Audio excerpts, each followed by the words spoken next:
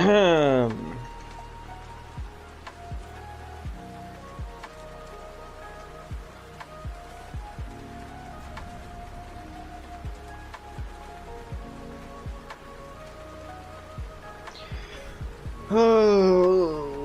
where were we? Where were we? We were doing altitude. We were doing altitude. And I think I actually got it to work before I had to hop off stream the other night.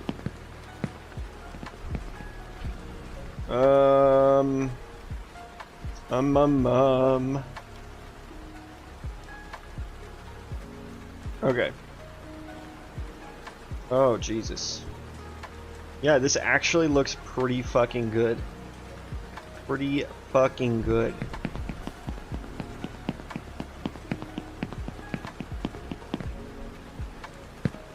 You know, I'm not feeling rain today. There we go.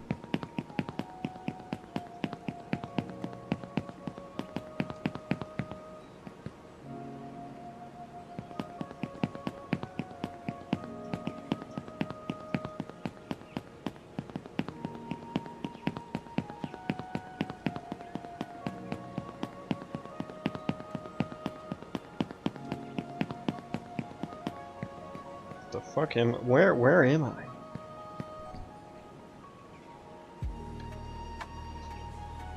Okay. Let's go check out some other areas. So this area I thought was going to look the most interesting.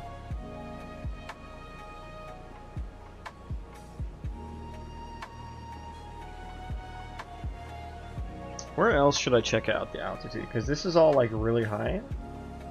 Right? So if I go over here.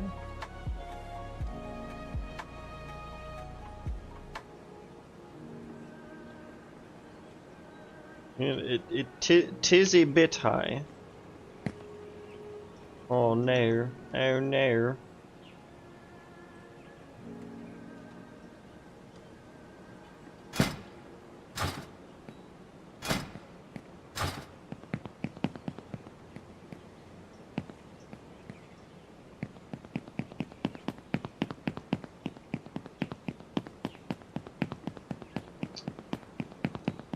Yeah, so I have no idea if the altitude is working correctly. It's actually kind of a hard thing to tell.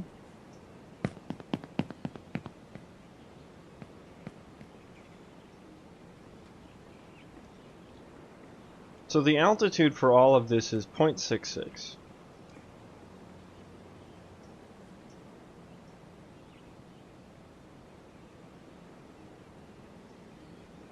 It is all 0.66. Now over there,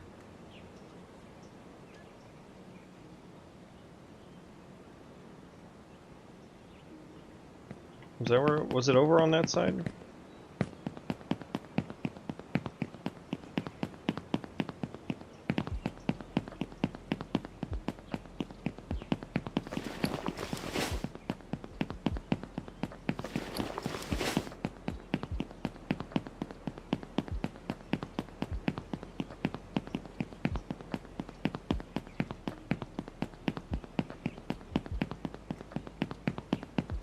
I don't really understand procedural terrain. Hey, Units. How you doing? That's okay. You don't have to. I'm here for you. Would you like to understand procedural terrain?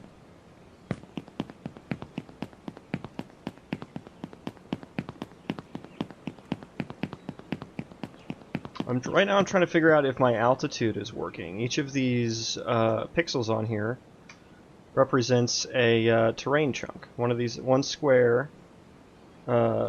represents one like pixel here. And if you look on the top, I have an altitude up here. And so that should be slightly increasing the height of some of these chunks. But it's kind of hard to tell. Because I thought that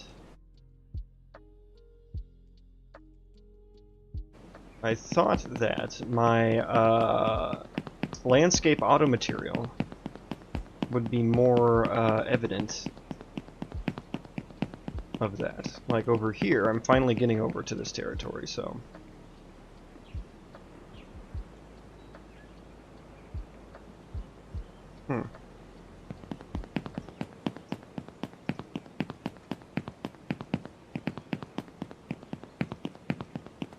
So you see over here, it is on average higher, and it's darker. It's like brown, because we're getting higher.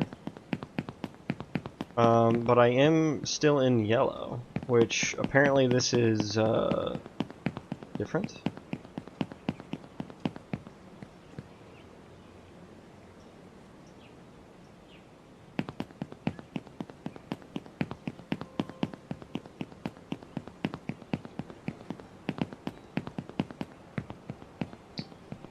I need to see, okay, so what I need to do is I need to see what I'm using for the altitude number to make sure I'm using the same thing in my calculation.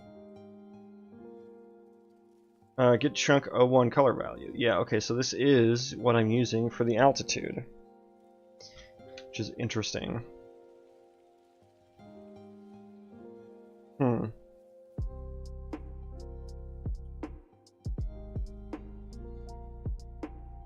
So yeah, that's not what I would expect. And so let's go over here where like this technically this should be very this should be lower on average over here.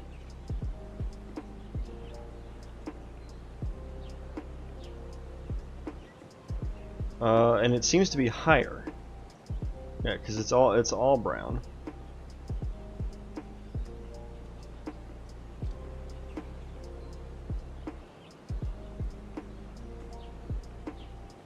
Where are all these curves now too? It's all curvy.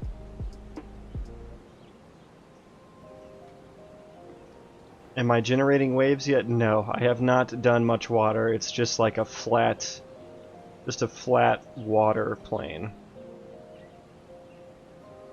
The closest thing I've done is coastlines, which look like that.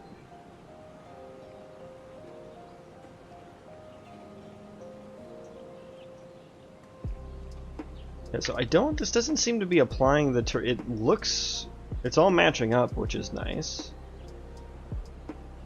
But it doesn't seem to actually match up with what's on the map.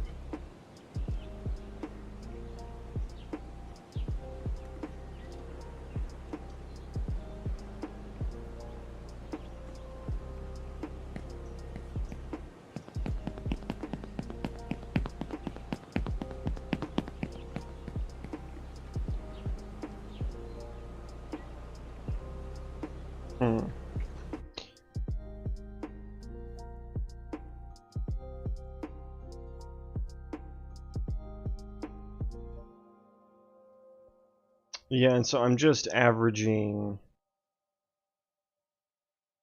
every chunk's O1 value weighted by the distance from it. Is that what that's okay, so I'm probably not doing that part right.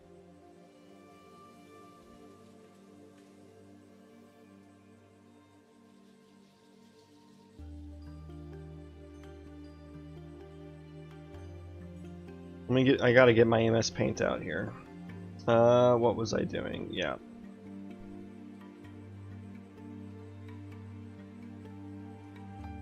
And so I'm dividing by chunk width.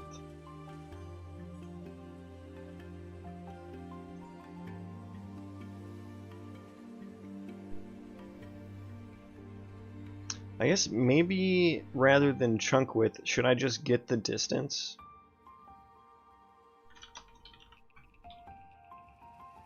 Let's try that. And then, so that'll be, I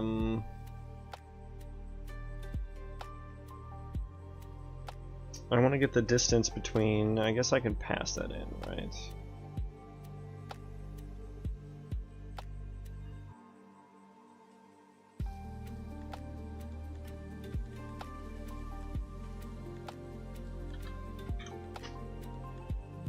Do you know any good ways to understand C++? Unfortunately, I'll say no. Good ways? No. I started learning C++, specifically Unreal Engine C++, about a year and a half ago when I started this.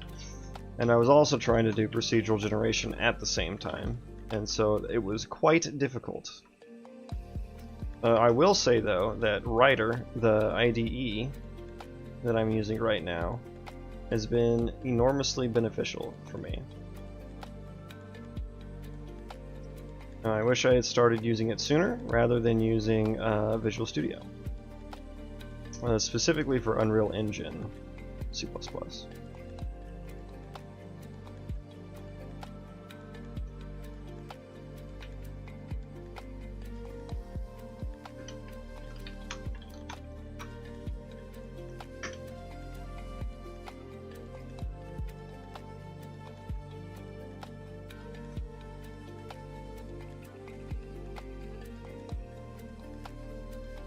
Okay, so if I'm doing the max distance,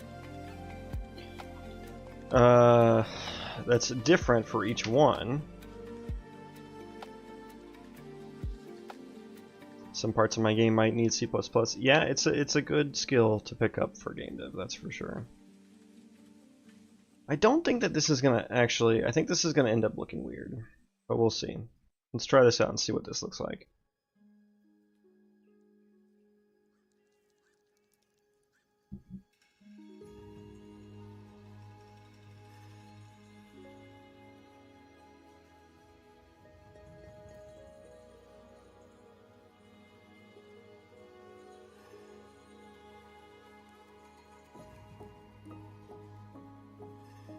Yeah, I don't know why this would fix the issue. I just know that this distance right here is different than this distance, and so I'm trying to capture that.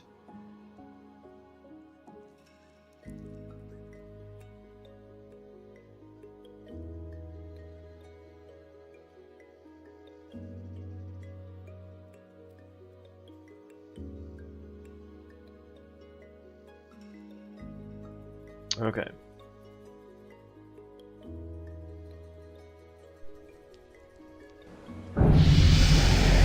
Okay, we're definitely off a little bit. Does this match up better?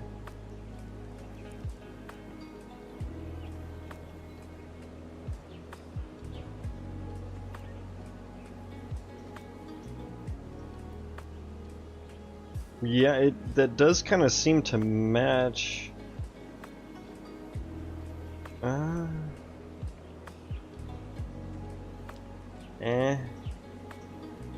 So, what is this saying? Let me look at what some of these values are. 0.24 over here. 0.24 over. So these don't seem to match. I know I'm getting kind of the average of every surrounding chunk. But like if this is 0.24 over here, which is this area, which is I can tell is raised a little bit. Why is this area down here not also being raised?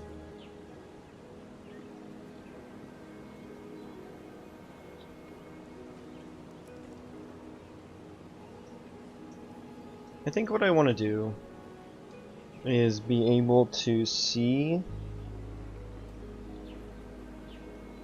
the altitude of a chunk when I click on it. Like up here, it's dark. It's dark. What are these values? 0.14, 0.15. Let me make sure. Get chunk 01 color value. Oh, you know what? These are world locations. These are world. Okay, this is the fucking issue. I know what the issue is. Brain blast. I had neighbor chunk locations. These are all world locations, right? Yep. Okay.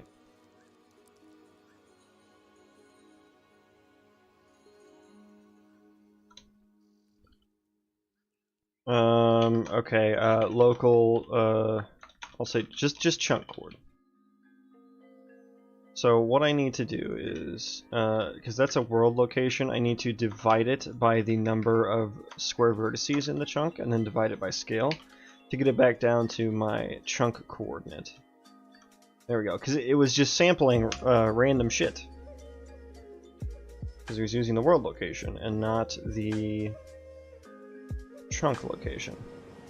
Which you can see the chunk coordinate is like -5, it's like the very center is 0, 0, you know, the left one is -1, 0, -2, 0, and so on and so forth. So those are the units that I was trying to, that I should have been using.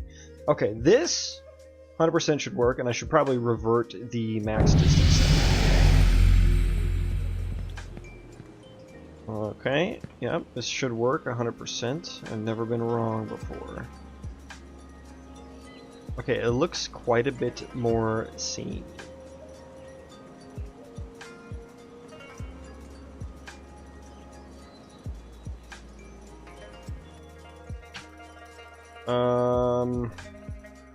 Get rid of this. Get rid of that, yeah. And then multiply those together, and that'll get me... That essentially gets me what the size of one chunk is. So let's do that. Let's clear the logs.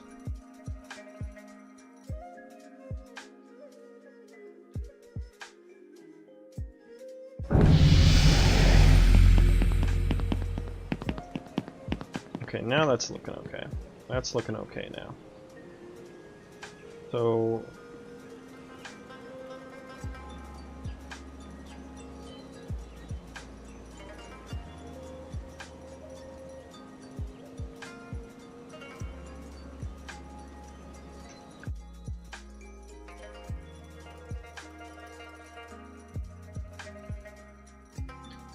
I'll put a breakpoint here, right there actually. Hopefully I can actually see those values. Restart it. Okay, chunk altitude, 0.013, and what is my chunk coordinate? Of course not. Of course not. I can't see it. Okay. World vert location. So this should be for 0, 0. Is the chunk altitude of 0, 0.014?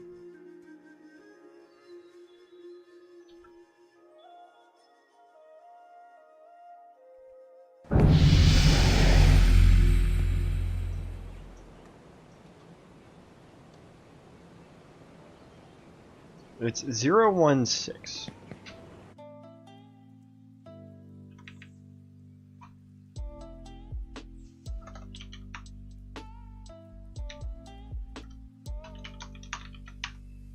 Okay, we're gonna log it to make sure that it shows up in the debug view.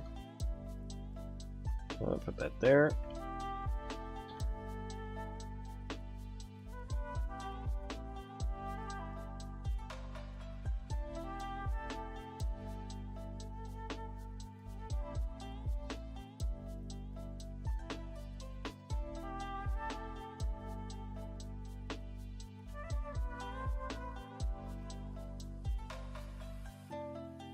And it's not there. I thought it would be. I was expecting it to see the log here. Let's just go to the next one. Okay, that was chunk -1, -4. Okay, what is my chunk altitude here? Another 0.135.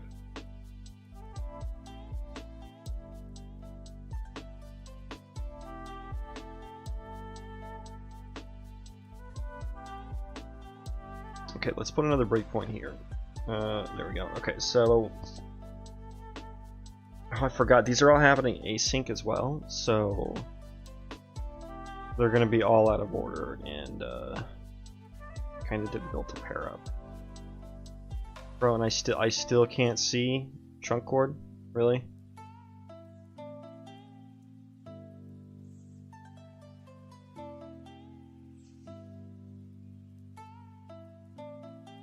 Wait, it says closest distance chunk.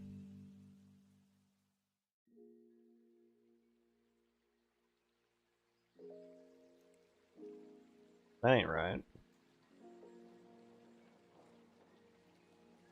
I think the debugger is lying to me.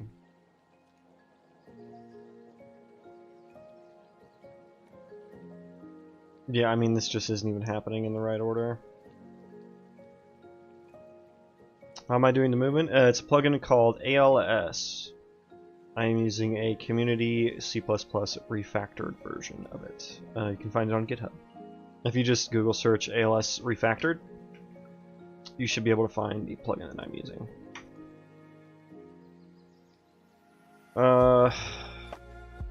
Okay.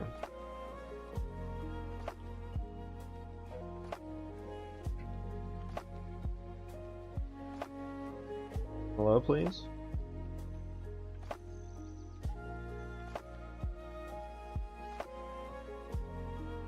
Okay, we're just gonna restart that.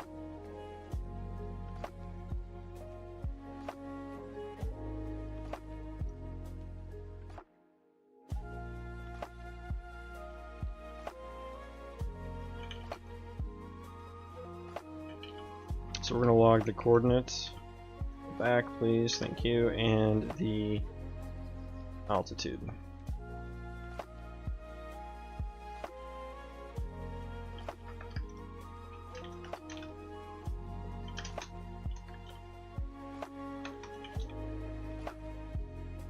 Oh right, because that's just a float. That's just a float.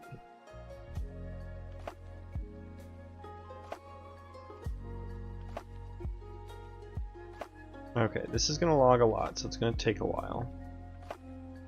Well, it should just log it once for each chunk, so maybe it won't be too much.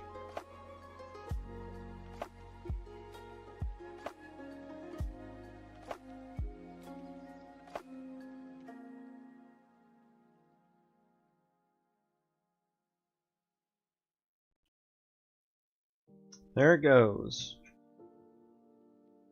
There it goes.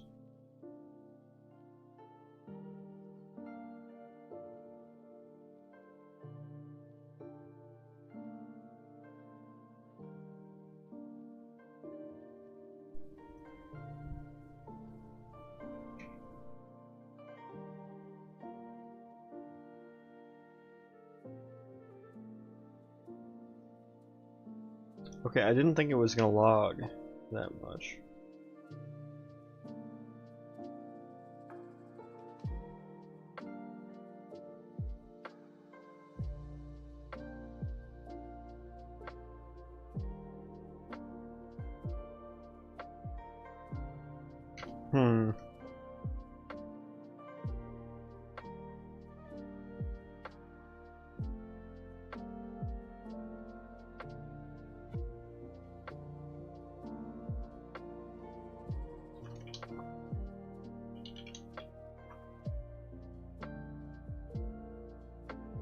How about that? How about that?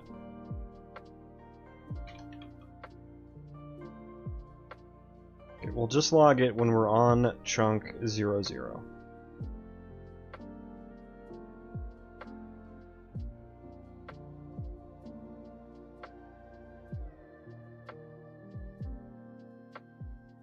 What?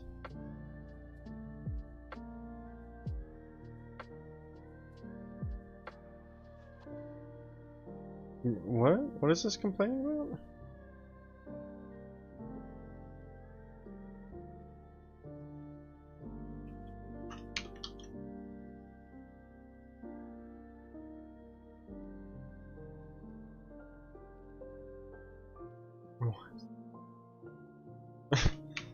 You don't need brackets, I can assure you, writer. You do not. I think the compiler might have an old version of the save file.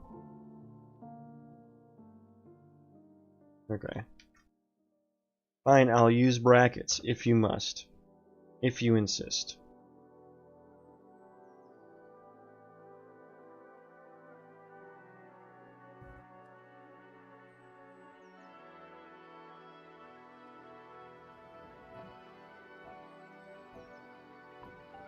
Okay.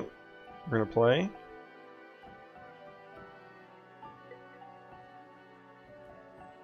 It's still logging so much. Wait, when am I calling this function? It's for each... Oh, I'm calling it for each vertice. Okay, hang on. Okay, stop that. I forgot. I forgot. Okay, just for one vertice. That's all I need. All I need.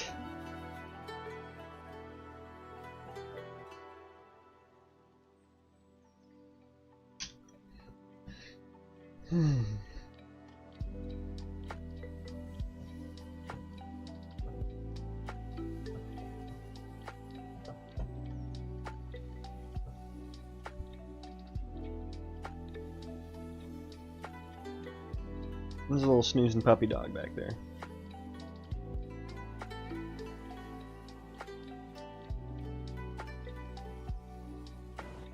Okay, okay, thank you, Jesus. Okay, now I gotta remember what was I doing? Okay, here we go.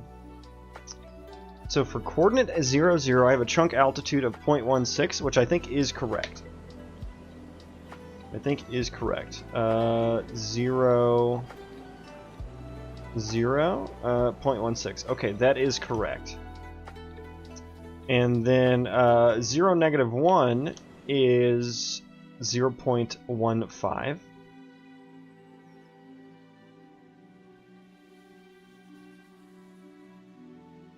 Yeah. Okay. So this seems to be correct. I am now getting the correct value.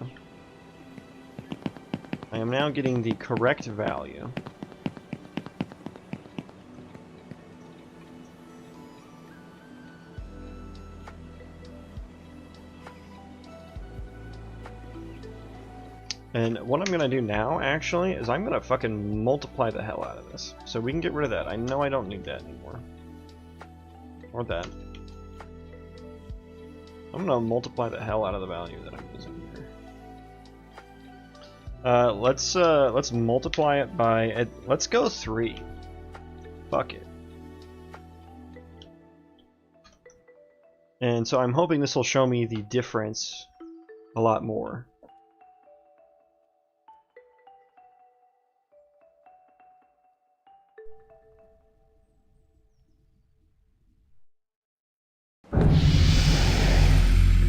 Okay.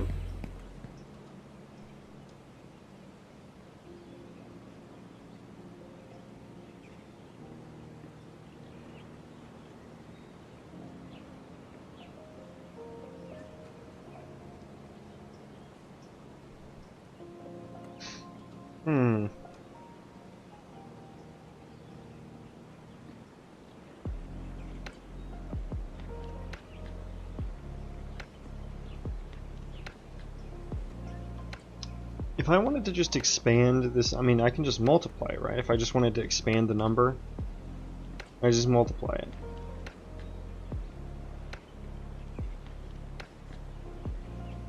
If I'm not mistaken.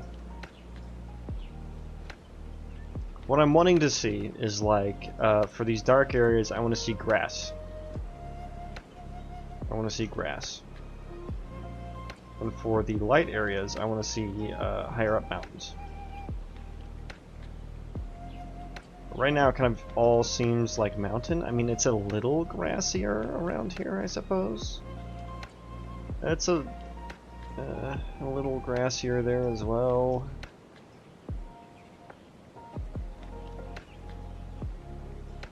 What if I just subtracted 0.5 from it as well?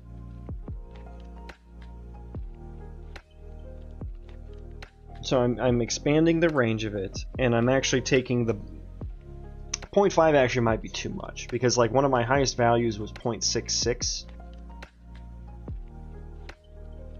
and before I do this loop where I'm applying the altitude, I think my highest value should just be 1.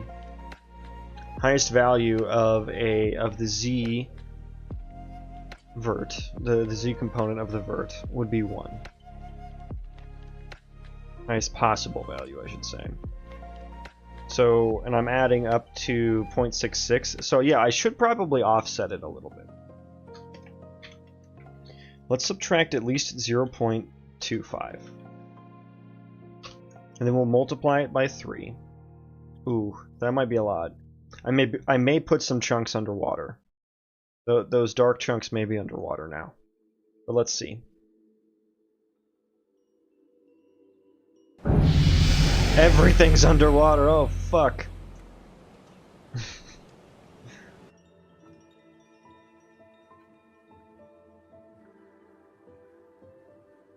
Can you change the amplitude of the mountains because it would probably make more grass based on the material? Can I change the amplitude of the mountains?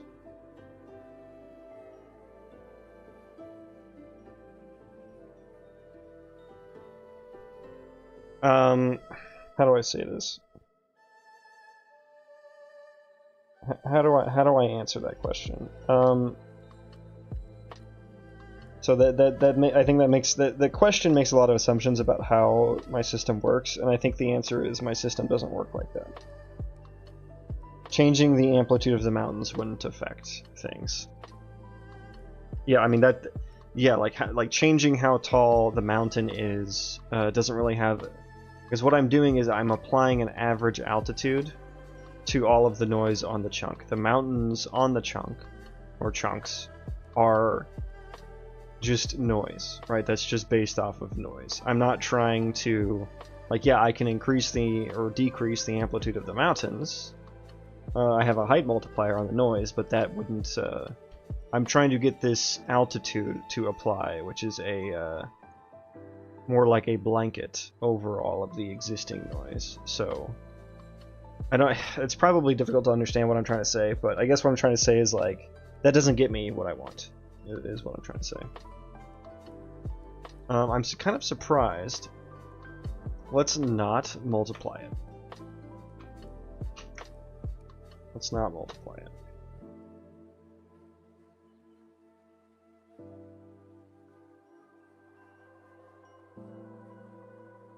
I guess times 3 was a little extreme. Okay, now we're just Waterworld, okay? Now all we see is the outlines of my zones. It's kind of cool, though. Okay, so 0.25 too much. 0.05 maybe? Let's start there.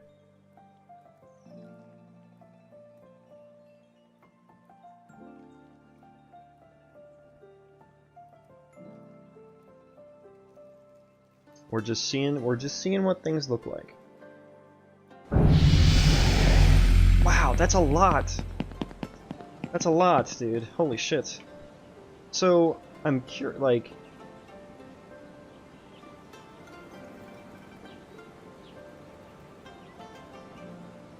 it's kind of crazy. Plus, average altitude. All I'm doing. Why does that seem like so much? Like 0.05 is subtracting so much from this.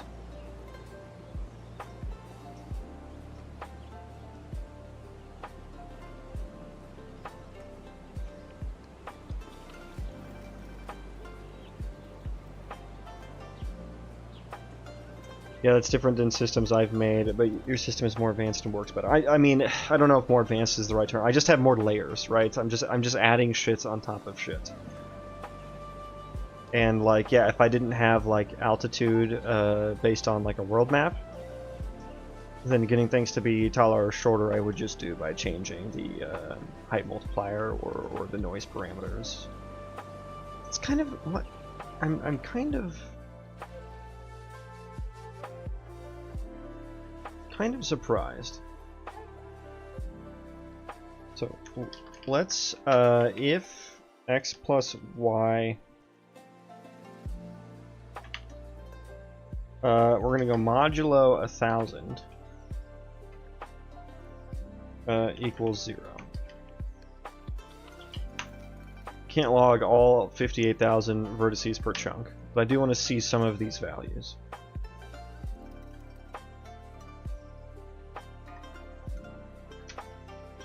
Show me some of these values. And what I also want to see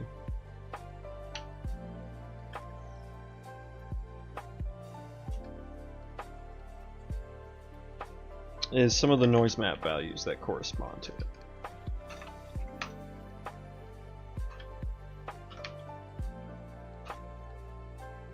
Gotta go make dinner for my family, but I sub to you and I'll watch your streams later. Yeah, thanks for stopping by. You can always join us on Twitch as well if you'd like. But yeah, it was nice talking to you. Have a nice dinner. I hope you're eating something yummy. Tell the fam I said hi. Don't actually, that would be kind of weird. But, thanks for stopping by nonetheless.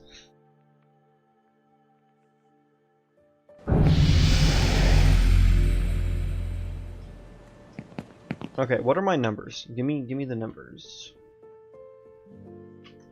Okay.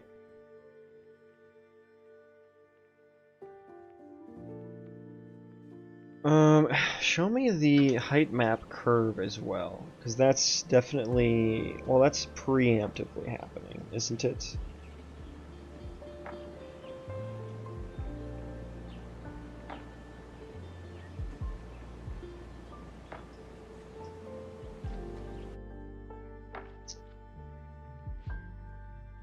Wait, what am I doing? Noise map.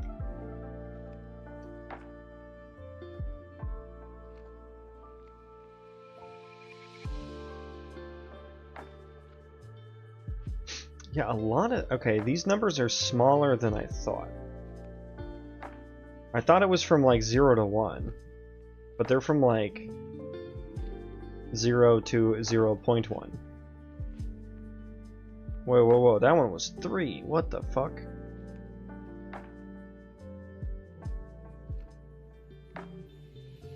That one's 8.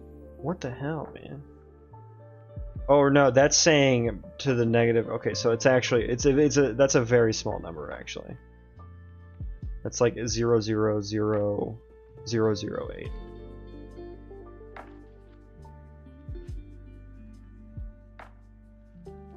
That's kind of crazy.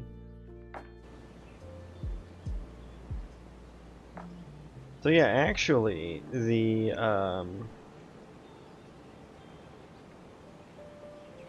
what is this height curve doing?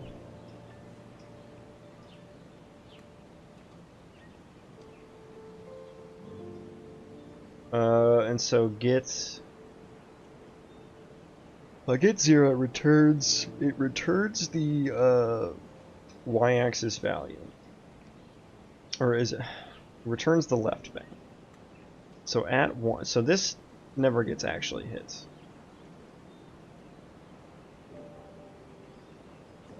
So the largest value is actually something like 0.4.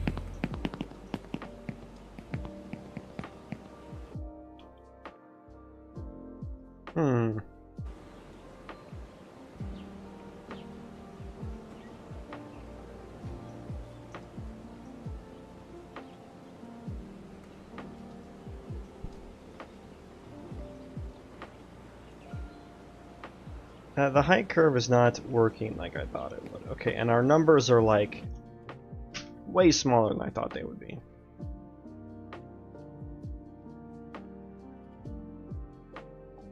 So this really needs to be 0.005, perhaps.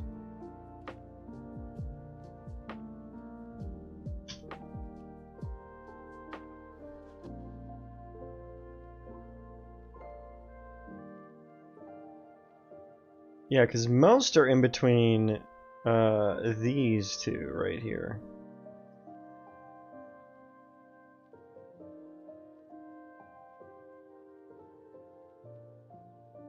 I feel like I need to expand this all the way back up to 1 so I get the values that I want.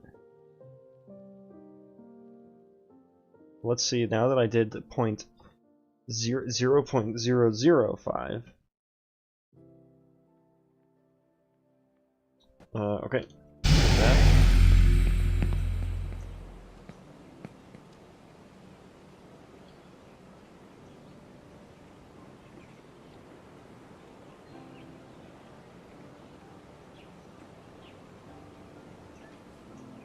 I guess I'm just very surprised.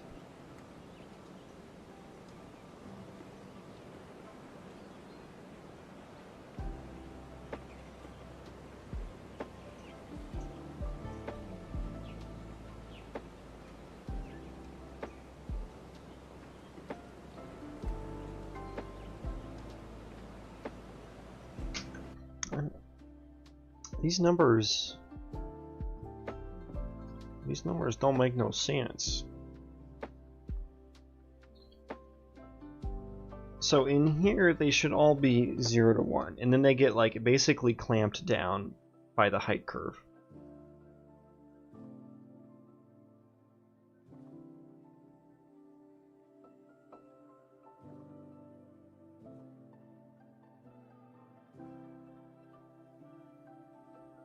Oof.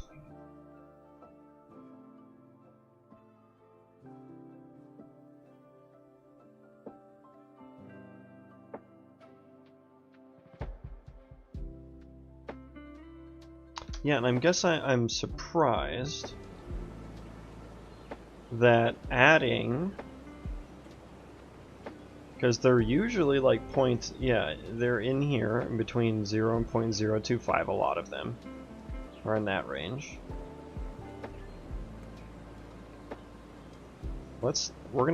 Okay, so you were at 0.35, so I'm gonna move you up 1, 2, 3, 4, 5, 6, 7, 8, 9, 10, 11, 12, 13.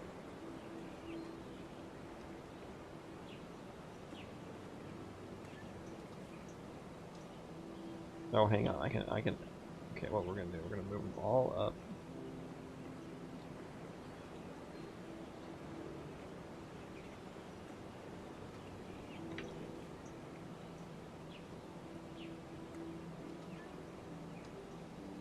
It's not exactly what I wanted.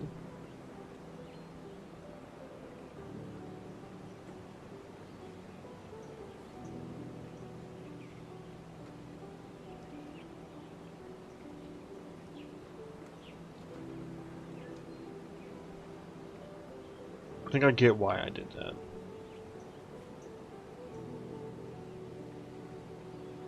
I guess I wouldn't need such a height multiplier.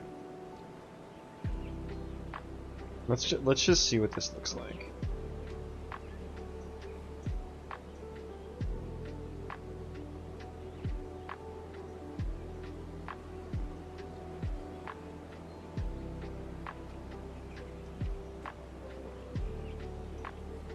These mountains are going to be massive now.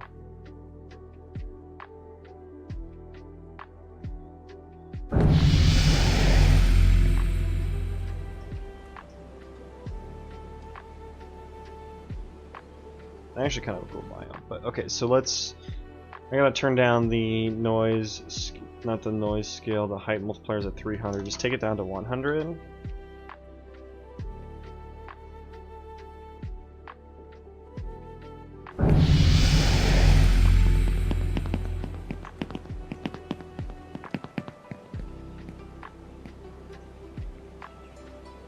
Yeah, now I can barely see the borders. Hi, sweetie. I'm Oxy. You want to come here? You come say hi? No, you're good. Okay.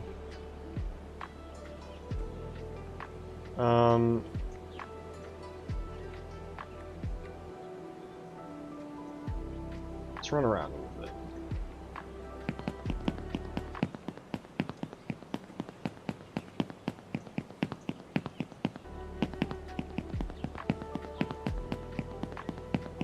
So we still have some good, like, flat ground area.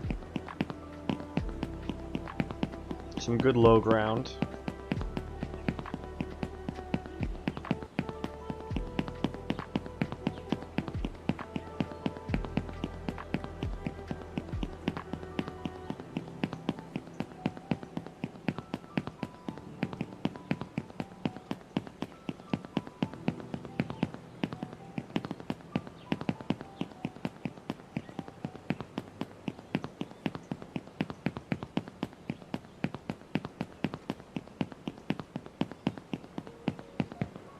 I don't know what to think here. But I still don't. This actually makes the altitude not noticeable at all. Something like that. I mean, that's an okay high curve. We can even do something like that to make it more drastic.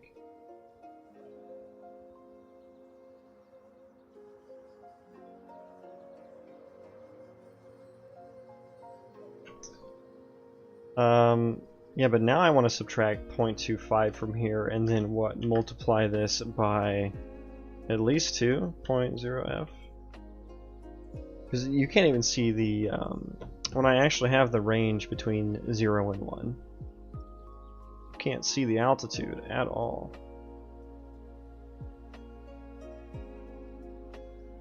Okay, so 0.25 was too much. We'll go back to 0.05.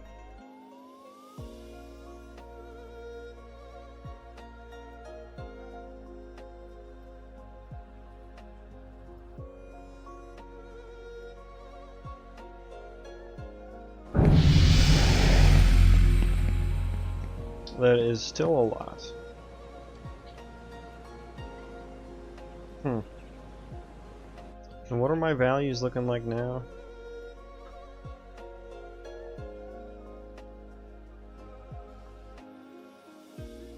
Yeah, I'm getting up there a bit. I'm seeing nothing super high.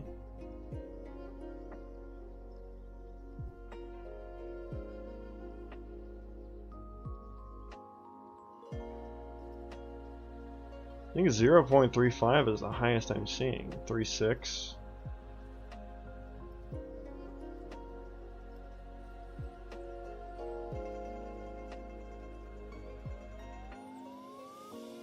Interesting, okay.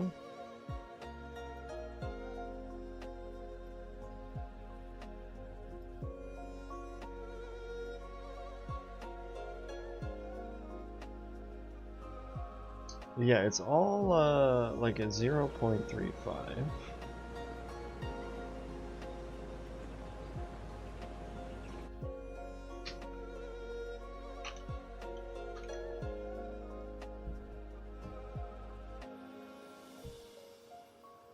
Hey E4, it's going good, how are you? Still tinkering with the altitude today.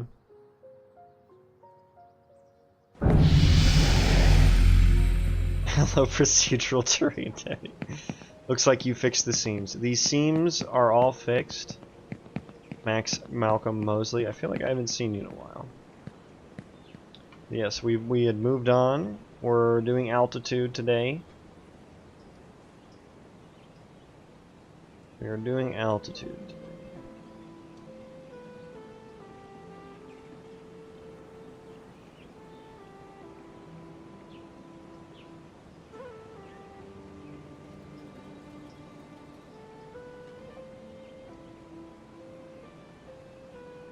So I'm still not seeing. Okay, we're gonna multiply it by 3 now.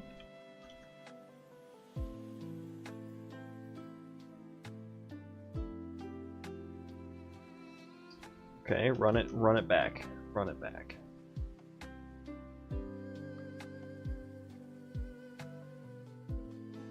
So hang on, okay, so my altitude modifiers are very low actually. Why are those so low?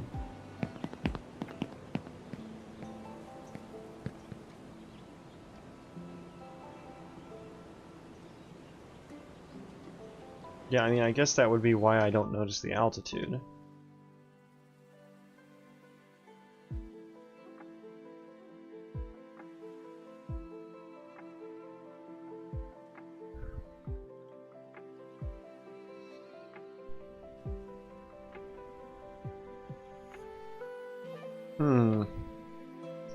And I guess it's that low because we're... What was the algorithm I was using again? So we were... Where is it? Where is it? Here it is. Okay, so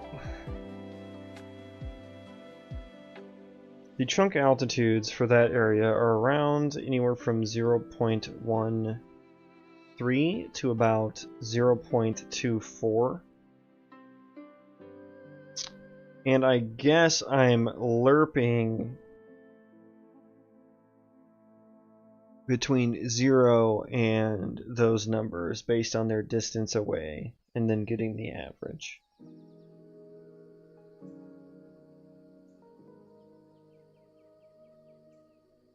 Based on the distance from each vertex.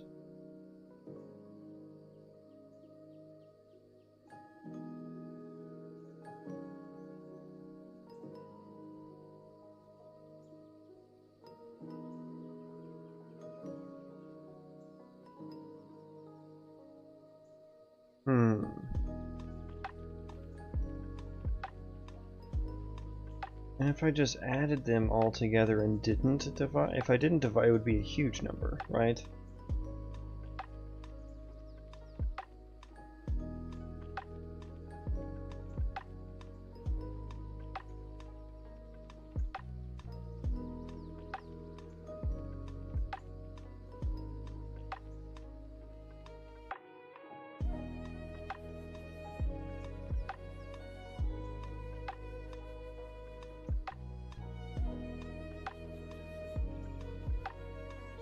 Does that change anything?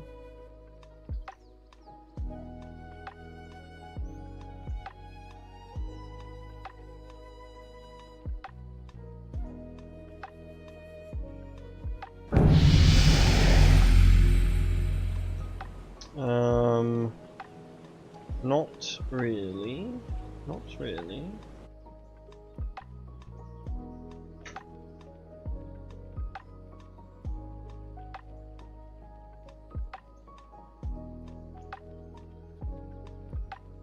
Yeah, and I guess this number matched up way more when I was shrinking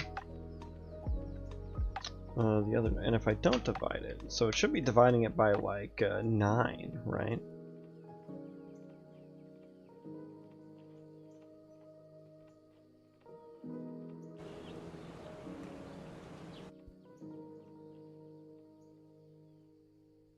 I have a feeling I'm not doing a weighted average. I have a feeling I'm not doing a weighted average very well. Okay, those numbers actually look closer.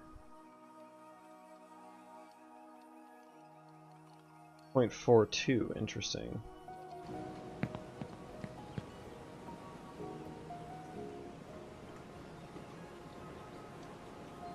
Yeah, but see, now they're all very high. I am multiplying it, so maybe let's not multiply it anymore.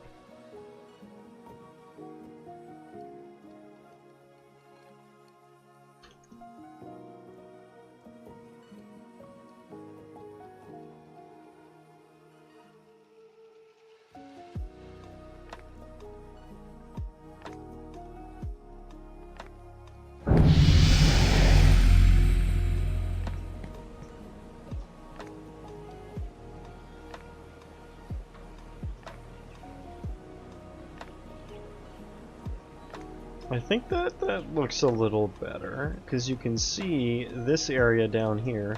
So it's actually kind of hard to see my borders, and I'll fix that in a second, but like, this is the border for the red zone. So this red zone in the dark areas here and up here should be like here, and then like up here should be lower on average. You should see more green there, and then this area is higher along with this one, which would be like, what, like right few chunks around here, and then a bigger section. So to better visualize my sections,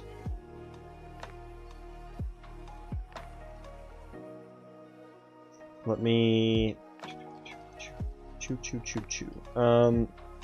times 2 at least here on the borders.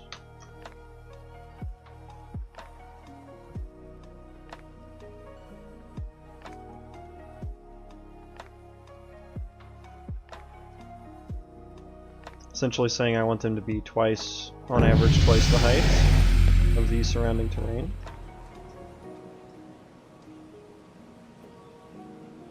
Okay, now those borders are a little bit more evident. They might even need to be multiplied more.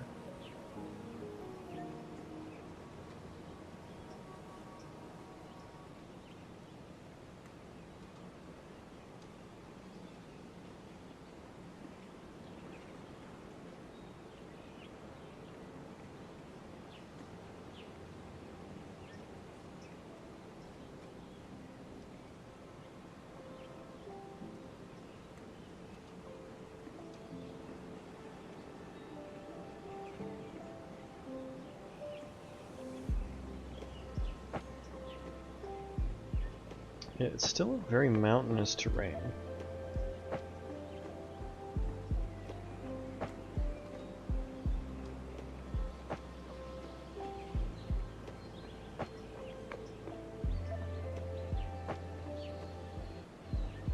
Let's go to this area up here. I think there's a lot of contrast up here, so I want to see what the average altitude of these chunks looks like.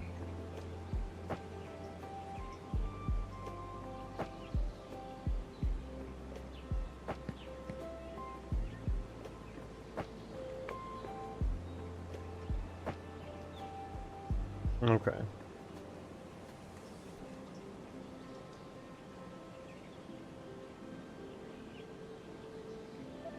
Yeah, it's quite hard to see some of the borders now.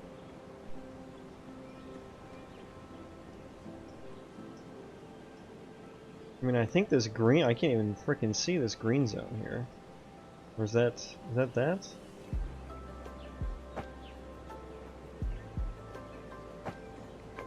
Like down here is like this area.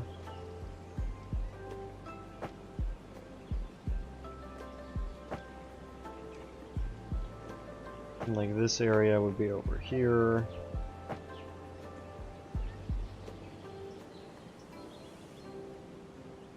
I guess, what am I expecting? I guess I'm just expecting the average. I mean, it is doing the average height, right?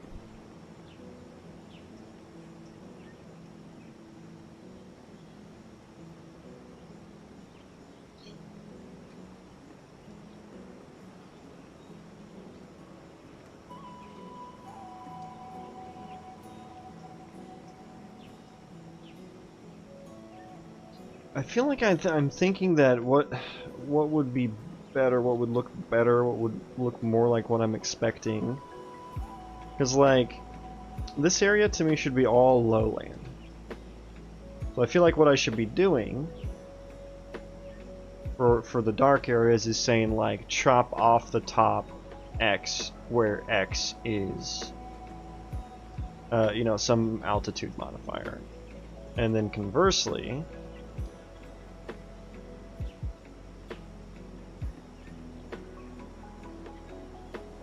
in these light areas, you know, add to the bottom X. But how would I even get that to work, you know?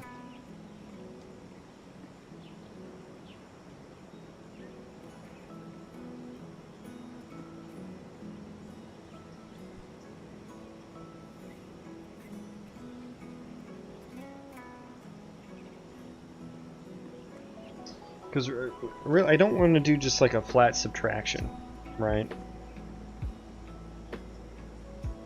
So let me look at some of these numbers again. What would happen if I were to take a number like... okay, let's do... I'm going to multiply these together and see what happens.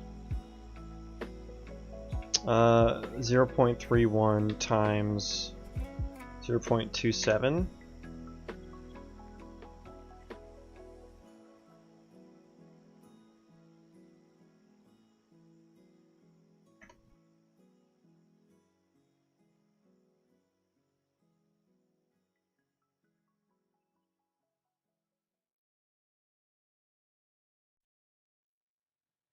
So that makes the number smaller.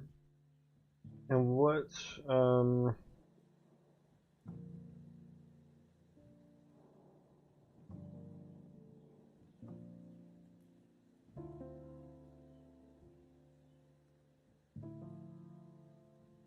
What if I lerp this number between like 0 and 2, this number here, and used it as a multiplier?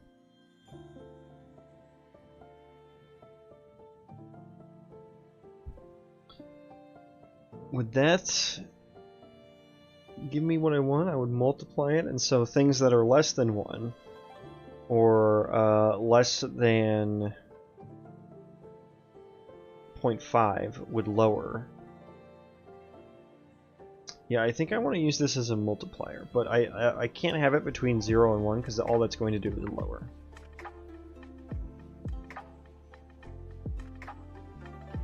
And I can't just add 1 to it because that's just going to, like if I took some, like if I just added 1 to this number, let's say I have, okay, 0.28 and 0.28, sure. So 0.28, I'm going to times 1.28.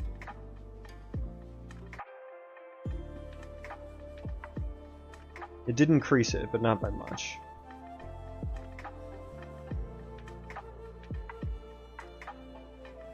Yeah, so I think what I want to do is do a little lerp-de-derp here. A little lerp-de-derp.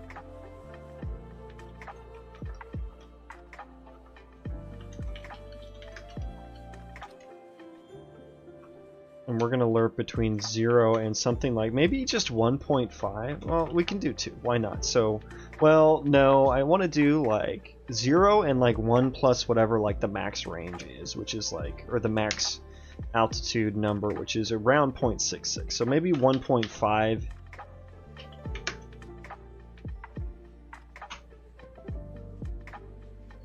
And then instead of doing that, we can multiply by it.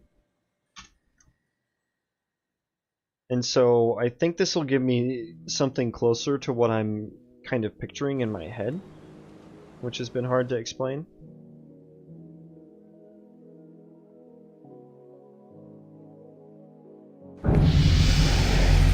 That flattened the terrain quite a bit.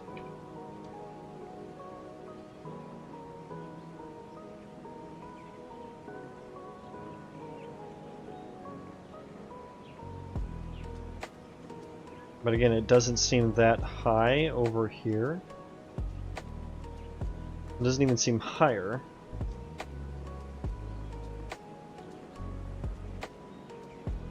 Yeah, it just flattened everything. But it actually made my noise a lot worse.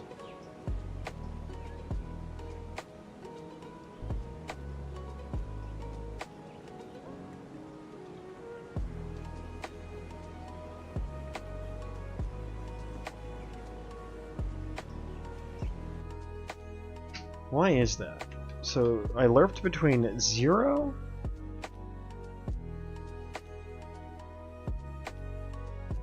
Should I not be doing 0? Should I be doing 0 like 0.5?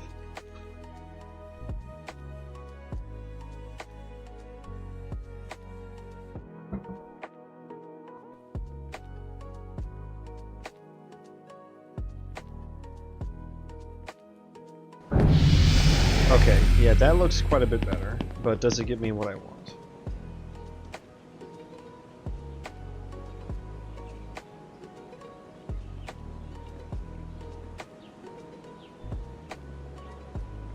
Yeah, I'm still not really seeing height.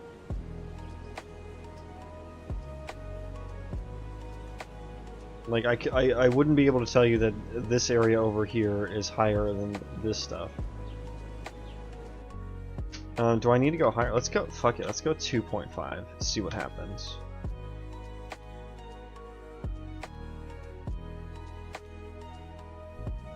Maybe 1.5 was a bit too conservative.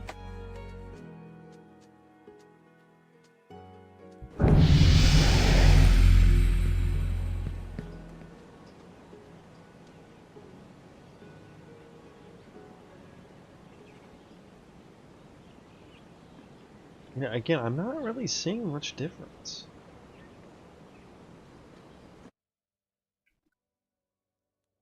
Let's take it back down to 1, or not 1, 0. And so average altitude modifier. Let's also log this.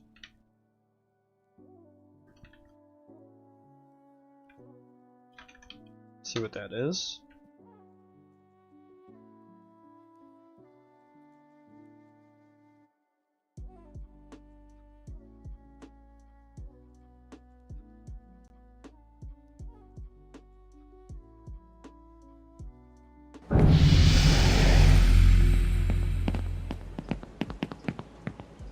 I think I may need to increase my height multiplier if oh shit, I clicked somewhere.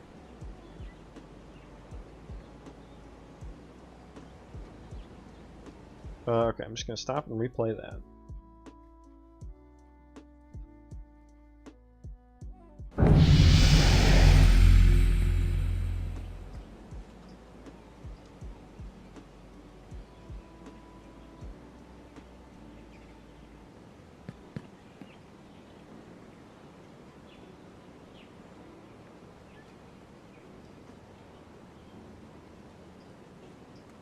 And what are my values looking like?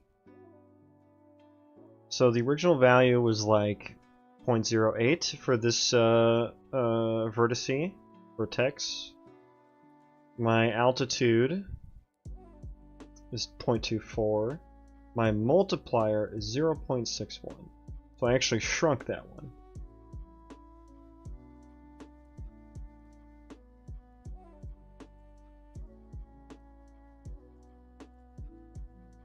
Which I do want to do that for the lower values.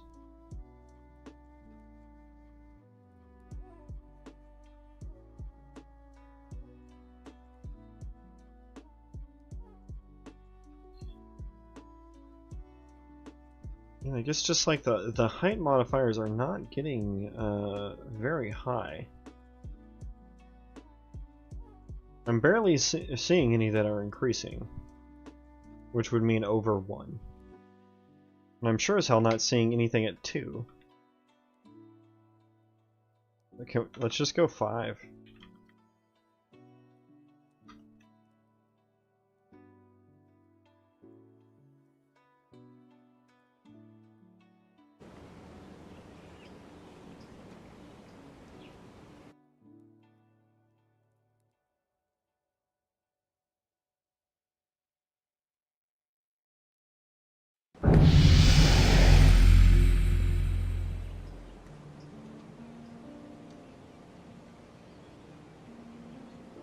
Yeah, this just looks normal. It's so strange. Why?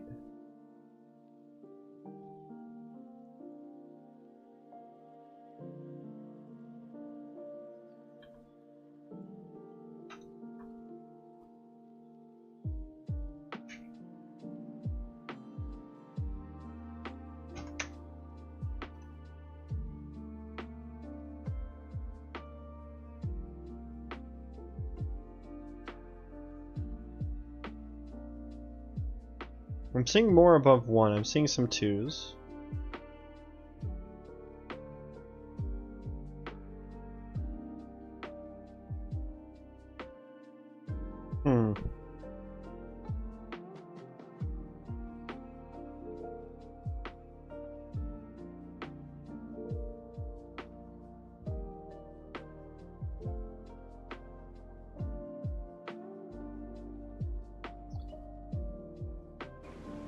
I guess what I'm wanting to see is in like these areas in the super dark ones should have like no mountains. What I'm hoping for. What are their like altitude values? Like 0.07?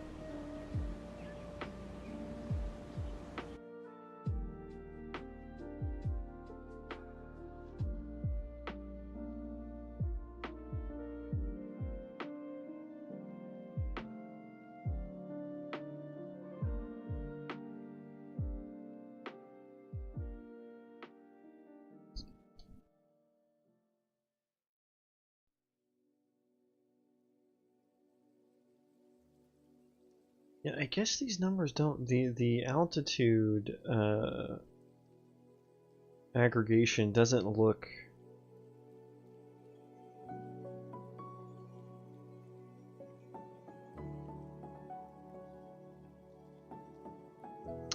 I feel like I'm not doing the altitude, the average altitude correctly.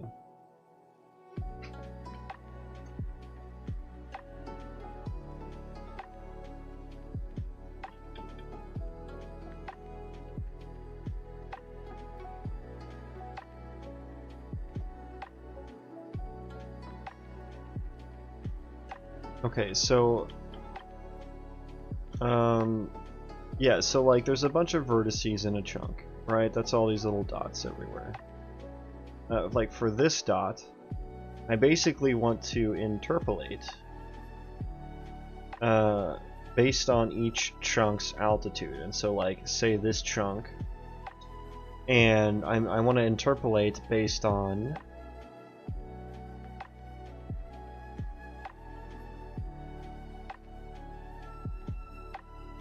the current chunks, like the current chunk's altitude is going to be like what the center pixel will be, because it's not interpolating between anything else. I will not call you that. You must. And I don't quite feel like the procedural daddy right now because I'm struggling with this altitude. It's not looking right. I can get it to look okay, but it's still not what I want. So maybe the self-proclaimed title is not worthy of being mine yet. But I want like this pixel or this vertex to have its altitude interpolated between, like, let's say right here is like 0.24, and I guess like here would be something like, let's look at what would be nearby at 0.24. So I guess it doesn't really change by much chunk to chunk.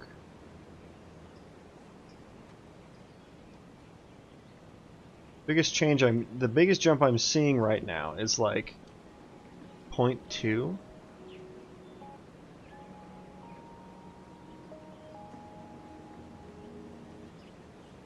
.02 rather.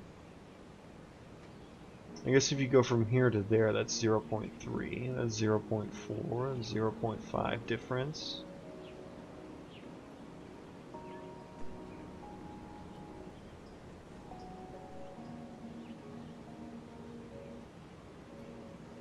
So let me actually take out the equation that I'm doing, and we're just going to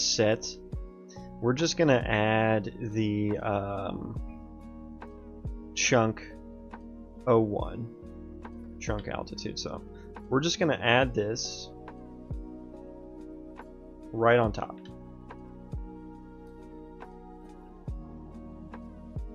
For every single coordinate, for every single non-coordinate vertex.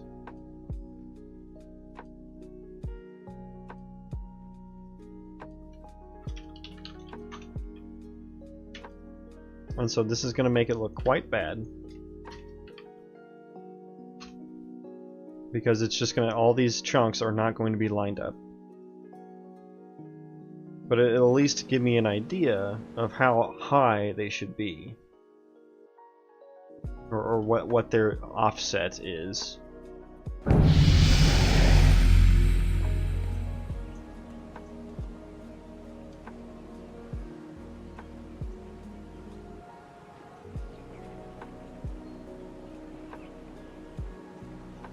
From each other.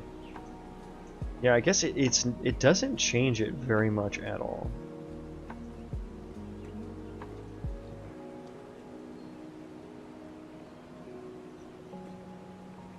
But yeah, I guess the lower chunks are a bit more green. Okay, and so rather than doing that, let's use the height modifier, where we lerp between 0 and 5.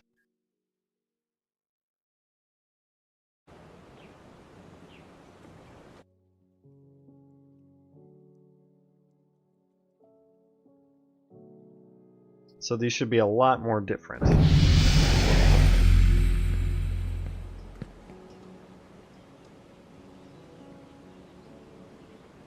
Okay, this all looks very samey now. What the hell? What do my numbers look like?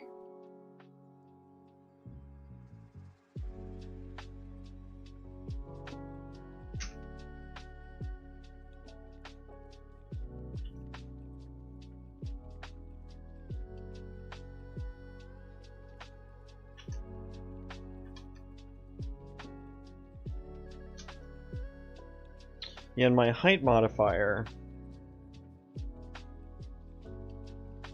Yeah, it's not that. I mean, I guess 2.4 would be like the biggest difference there. 2.4, which would make sense, right? That would make sense. But why isn't that resulting in these? If I'm multiplying it by 2, if I'm multiplying some vertices by 2.4, I guess it must be like that. The hell is happening over here? Jesus Christ.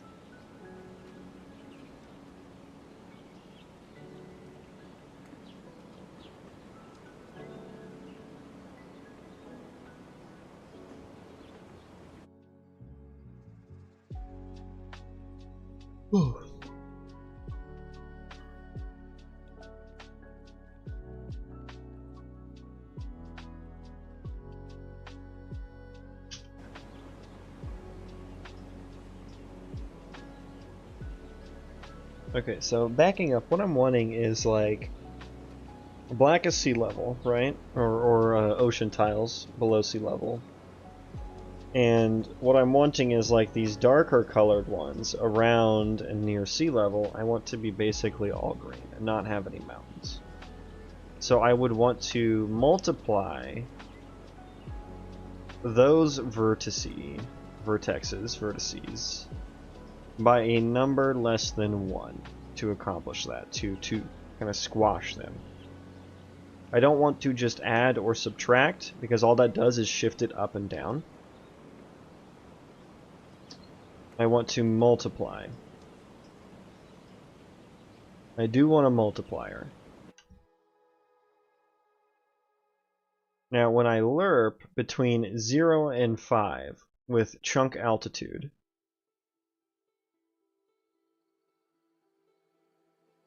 what's like, is a quarter of the way through 5? What is that? I mean, that's just, it's 5 times 0.25. It's 1.25.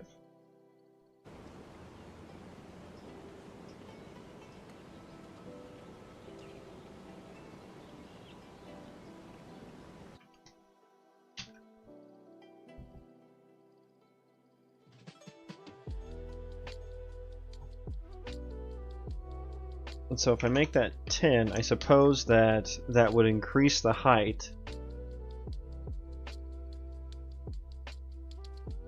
but it would also increase the lows as well.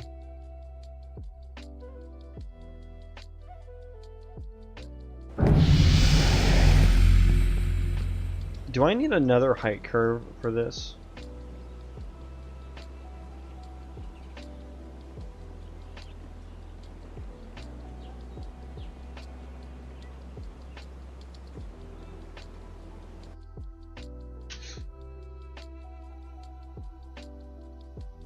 Let me look at the original height curve, and so if I get something like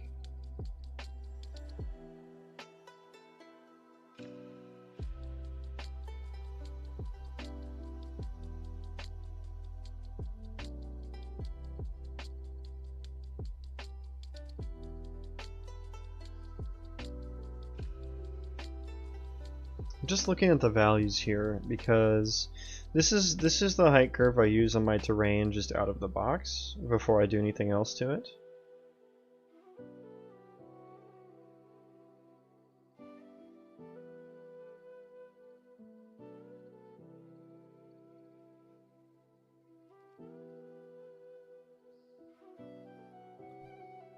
So what if I just took that and applied that to my... And would I still want to multiply? Maybe?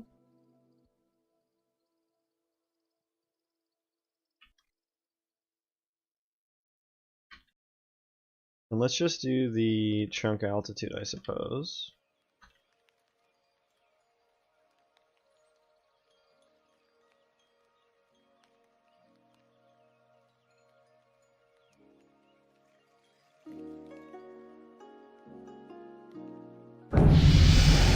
Interesting, okay.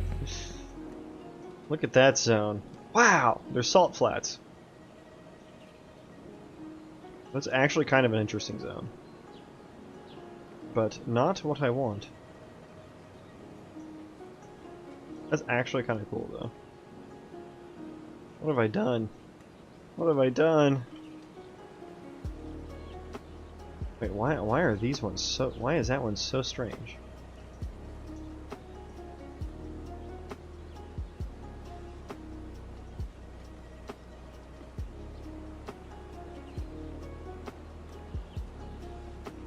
It's odd.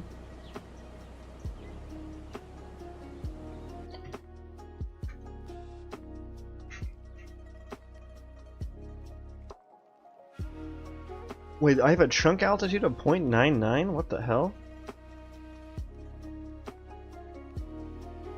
Where is that chunk at?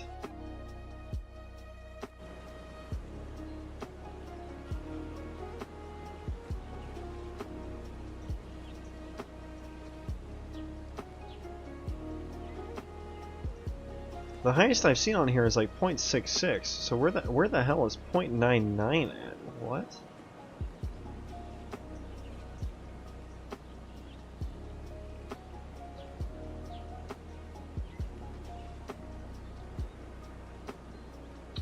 Oh, I know. The zone entrances are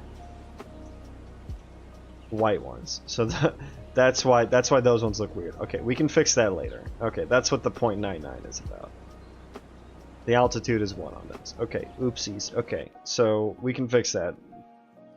Not worried about it right now, though.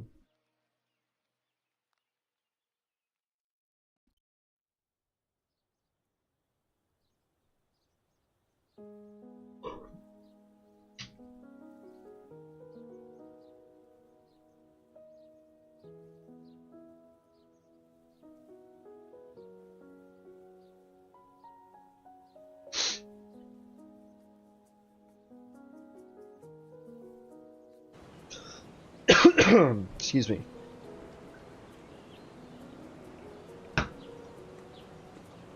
And so I'm getting numbers like 0.25, 0.2, 0.1, and so they're all like, they're all negative. So I think I at least want to offset that by, what is the key here? 0.3, so I at least want to offset that by 0.25, I think. And that'll give us 0.05. Anything below 0.05 is actually going to have stuff subtracted from it. If I'm not mistaken here. Okay, so this again clamped it very, very low.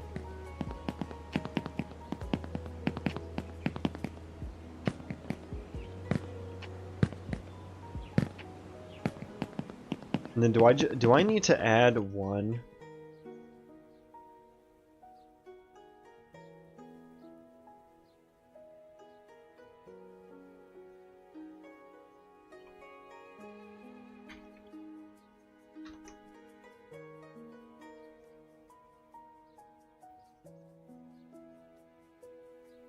I feel like adding 1 would help here.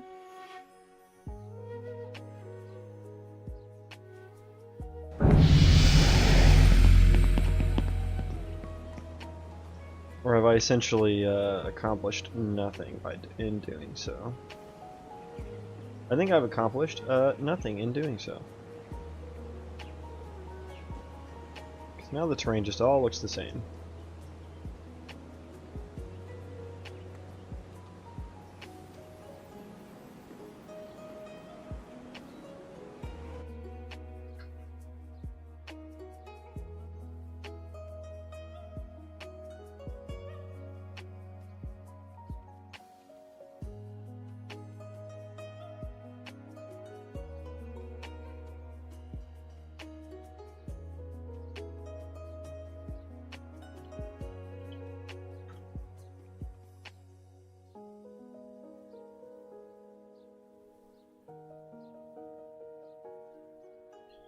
I'm just tinkering with numbers all night tonight. Just gonna be changing numbers to see what happens.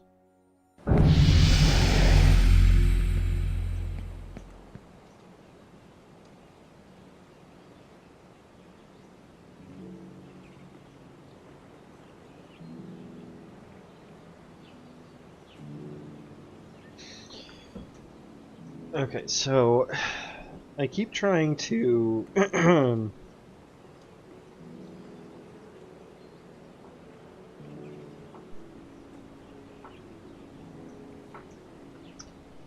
essentially what I'm trying to go for is I want like this lighter area here. I want this lighter area to be higher on average. And when I don't just want it to be higher. I want a multiplier added onto it. Added onto it? Like I want this to be basically be these areas over here to be flat. And I want these areas over here to not necessarily be flat. I want them to be higher.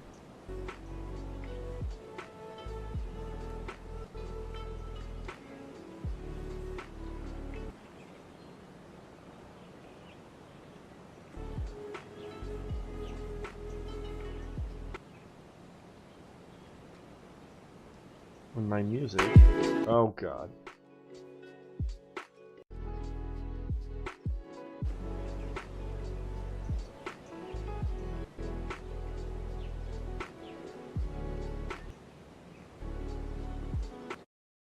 It is buffering so hard.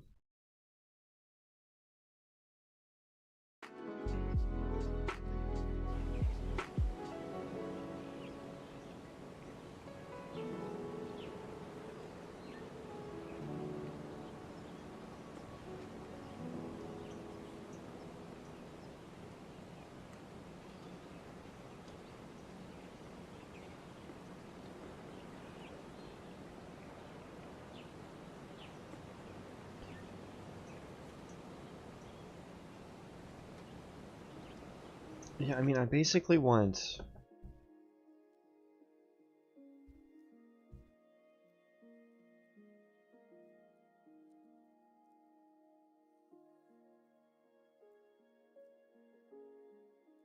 I want it to be a greater difference between the two areas. So I do need to like lerp between two larger numbers.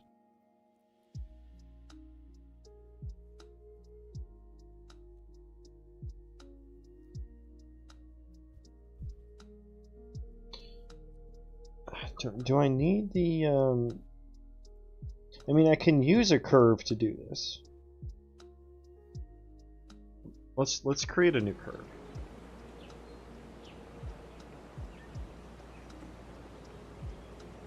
This is going to be altitude curve.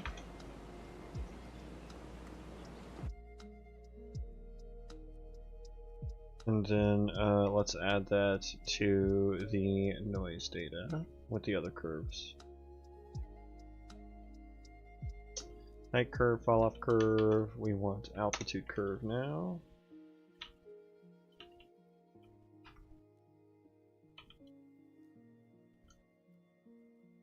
I shouldn't need to add anything to it because I have a new curve for it.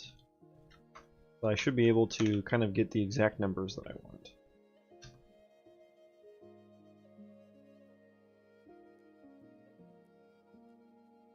Save all, let's rebuild.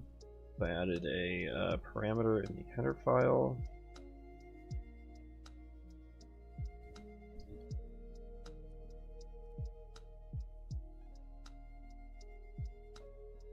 And again, this is going to be the multiplier.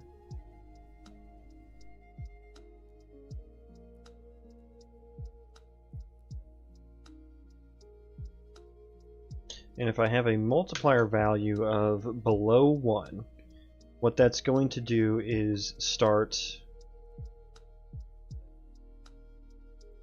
It's going to start clamping the values together. And if I have the higher the multiplier is, the more it's actually going to... Would it spread out the values?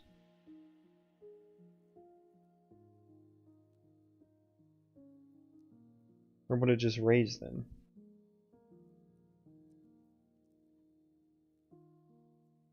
I want like and what would happen if I were to do multiply it by a negative? That would like I don't think I want below 0. Anything can I get any finer on this? Okay, I can. So anything below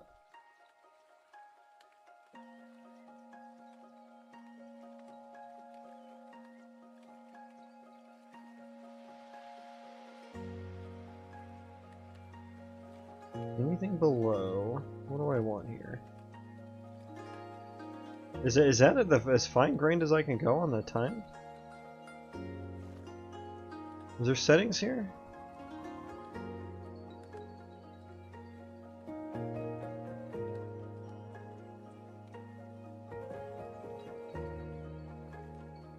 Because time is what you input to get the value, right? So how do I add more granularity in between 0.1 and 0.2?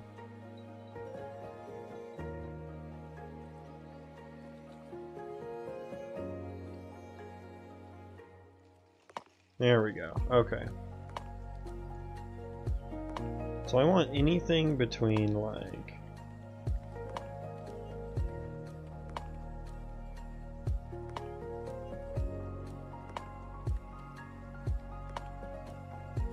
do I want like 0.1 to be like don't touch it? I think I want like 0.2 to be like don't touch it. Maybe? So that should go all the way up to like 1.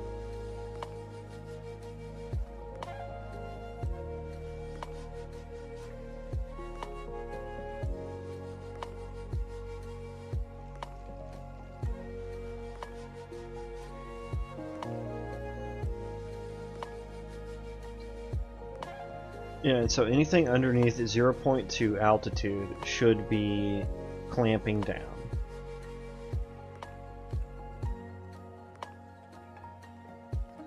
And then like I was saying, my highest point is around like 0.66 is what I found, and so I guess how high do I want that to be?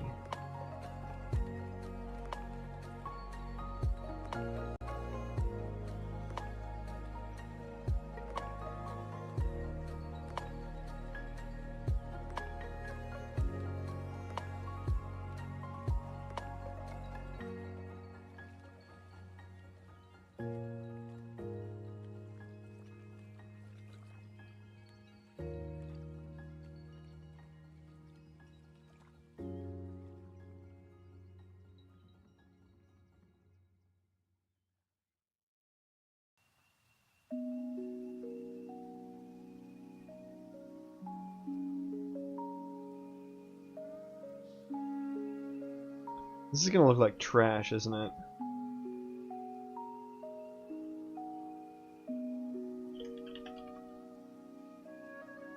Let's see though. Let's confirm that it looks like trash.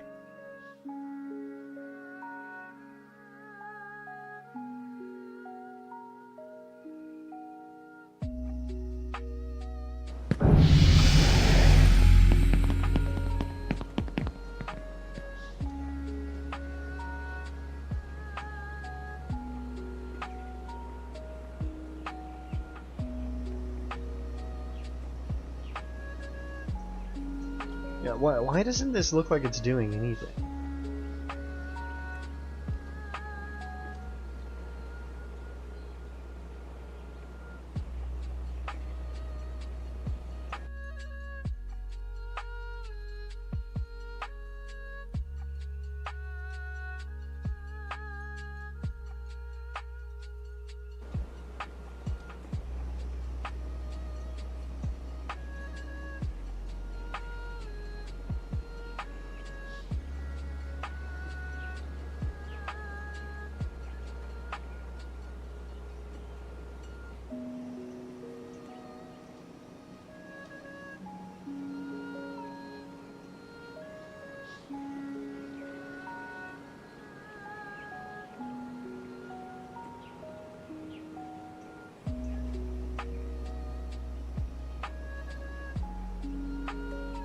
What would I want to do here?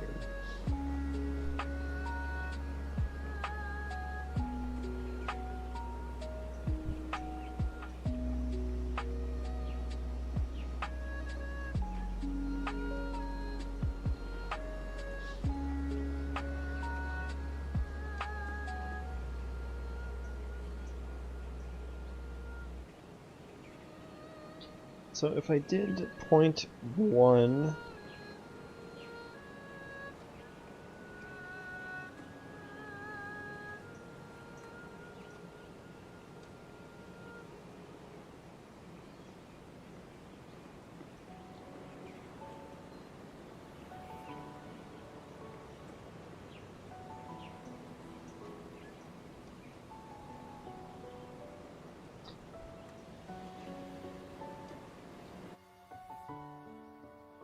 I am struggling to get this to look like what I want.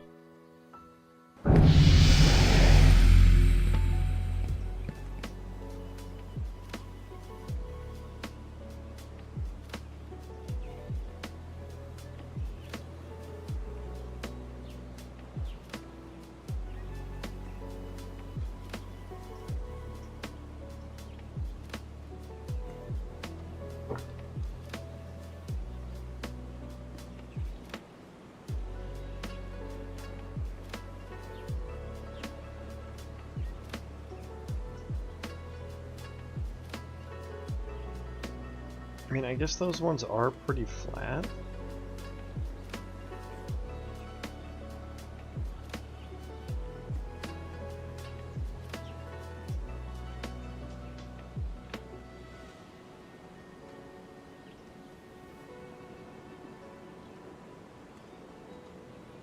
I guess I'm just expecting even more flat. So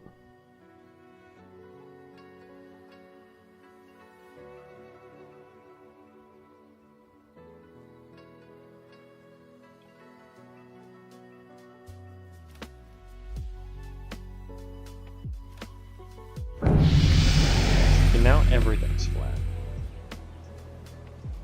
Too much?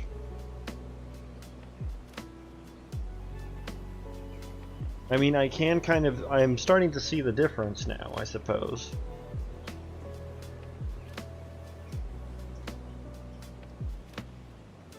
Yeah, the darker areas I can definitely tell now.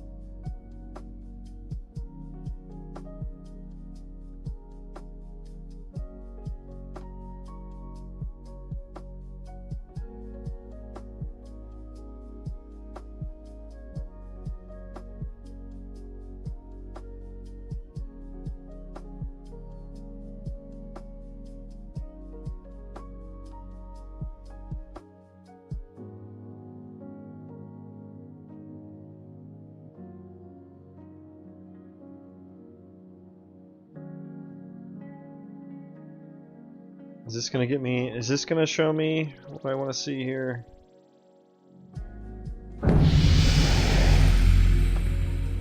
Probably not. Okay, now this is getting closer. This is getting closer.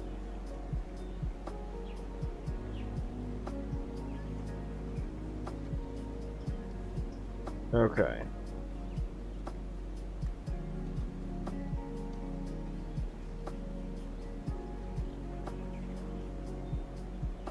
Yeah, I guess I just need a pretty drastic difference there.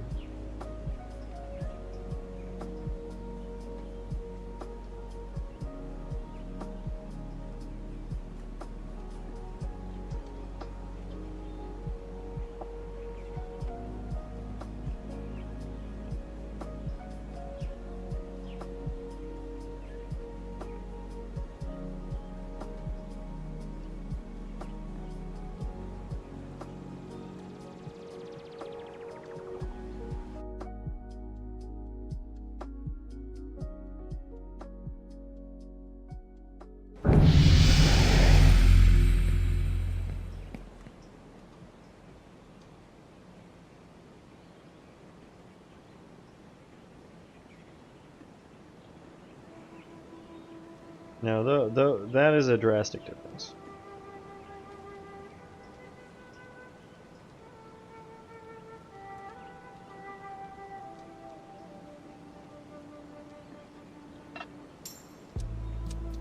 I was still just expecting like less water and stuff like that, so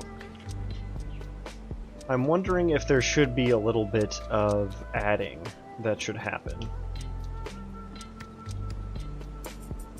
Just to get things in the higher altitude up and out of areas that have water, because all it really does is it makes things more, the multiplier makes things more mountainous or less mountainous. It doesn't necessarily raise the average altitude.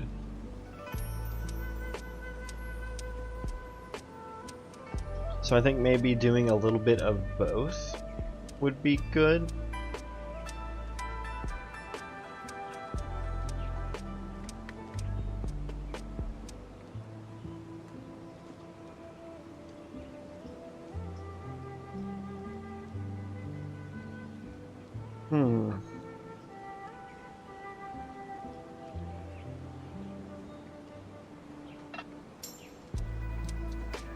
Let me put back on the... Rather than just doing the chunk altitude, let's do the average altitude modifier.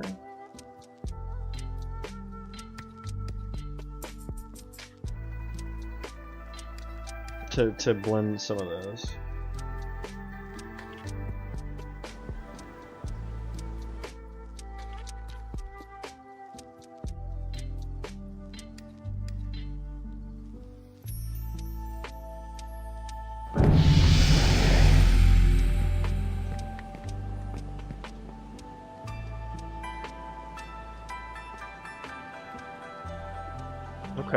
Okay. So it's turning these into a beach, which is actually kind of okay, right? Actually, I mean, yeah, that's totally okay. Also applying a hell of a fall off there. And sea level ain't so... under the sea is not so deep now as well.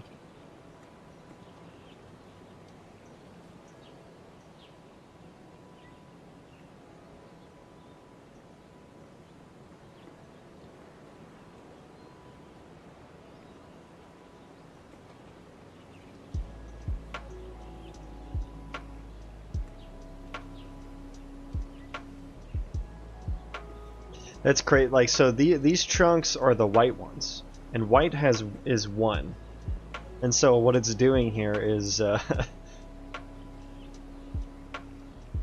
just making a big mountain there, which is actually kind of cool. It's actually blending very well between all that. So I'm surprised my code is working that well, to be honest with you.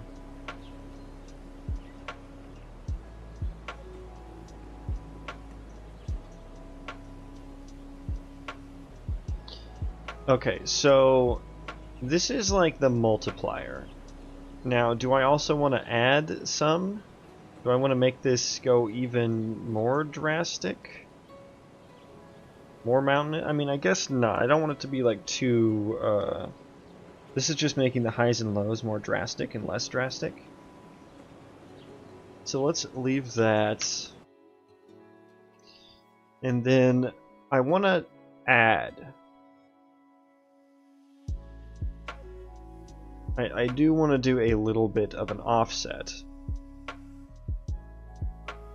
in the z direction.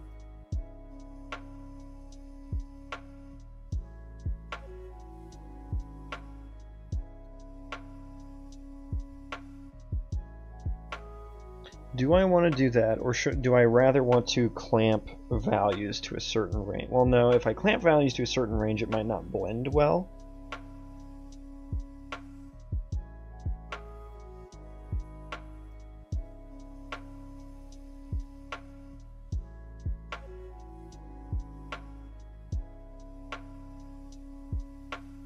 I kind of do, though. Like, I kind of do want to...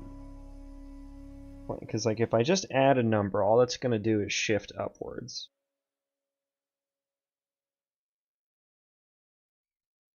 I don't just want to shift upwards. What I want to do is, like...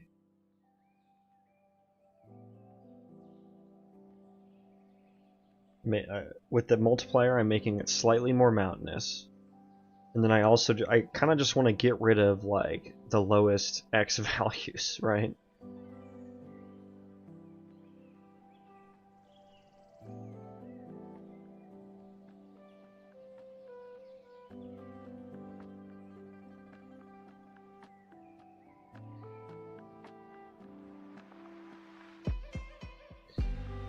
I guess how would I do that? Because for some I want to min, for some I want to max.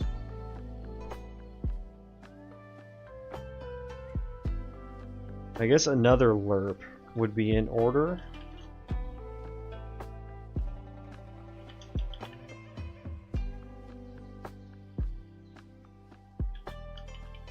And I would want to lerp between, like, -1 and 1.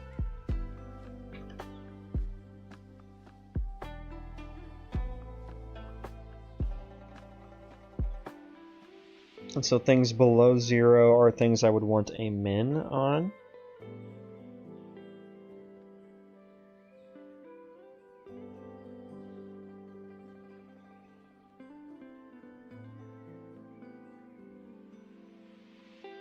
And again, a curve would give me more control here than just a linear interpolation.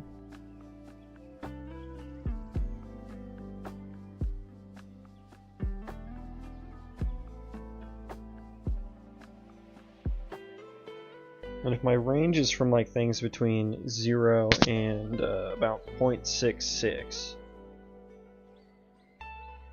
Hi, Moxie. You being a sweetie pie? You've been a good girl today. You have not been barking very much today. You've been very good. Very good.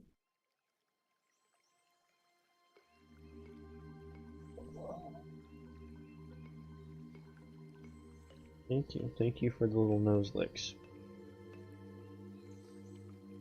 Why are you whining like that?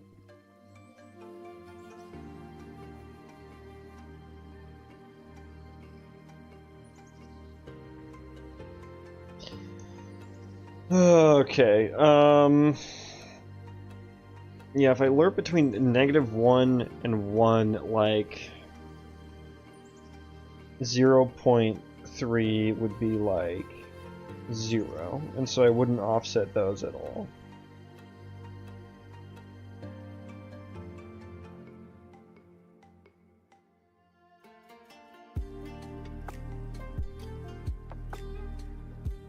And so I want, like, 0.2 to be the middle, so do I have to, like is, like, 1.1? Is that, like, would that do that? Or maybe 1.2? And so halfway between...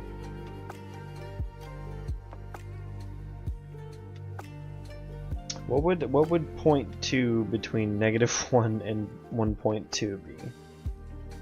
I want that to be 0. Or maybe...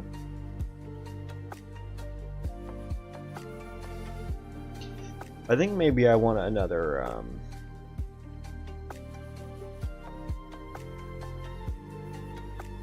I think I want another curve here, actually. This is going to be an altitude clamp curve.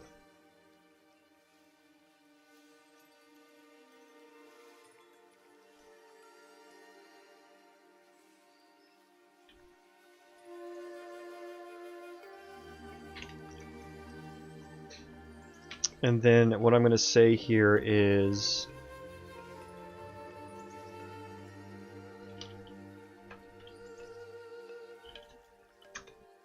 clamp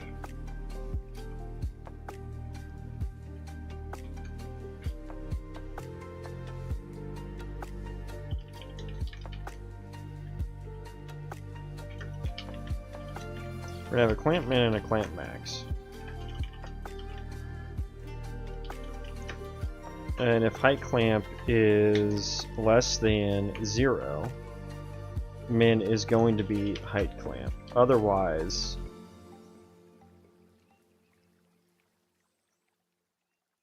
no, I don't want a min. Copilot was actually right here.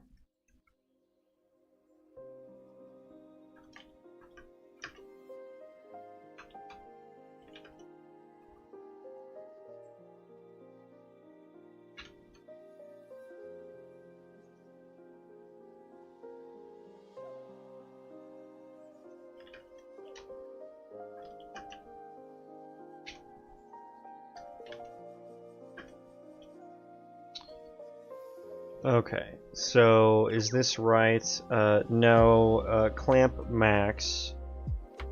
If height clamp is less than 0, the max is going to be height clamp.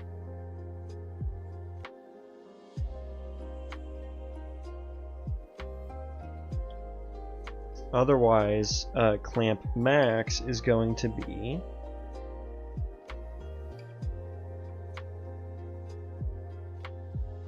wait, if height clamp is less than 0, I need to do like a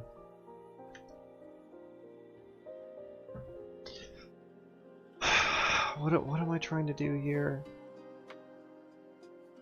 I need to like subtract it from add 1 to it or something.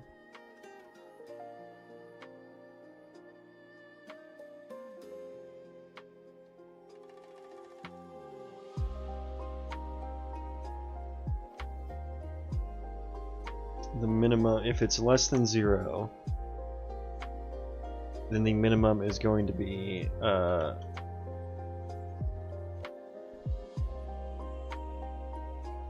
what 1 plus height. It's going to be like the opposite.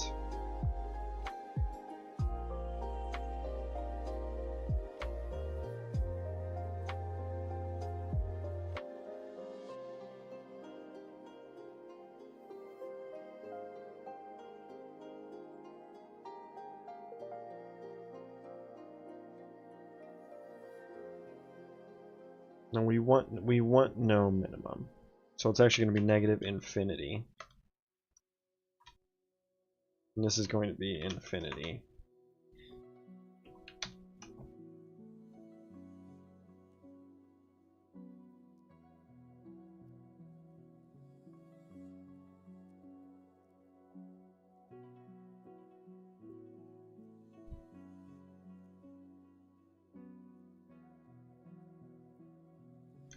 Yeah, I think I need to do a 1 plus here to change it from negative.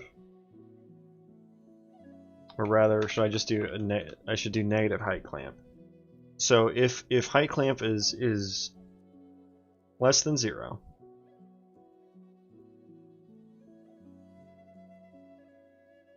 then whatever the negative value, whatever the absolute, yeah, I should just do fmath. ABS, whatever the absolute value of height clamp is now the max.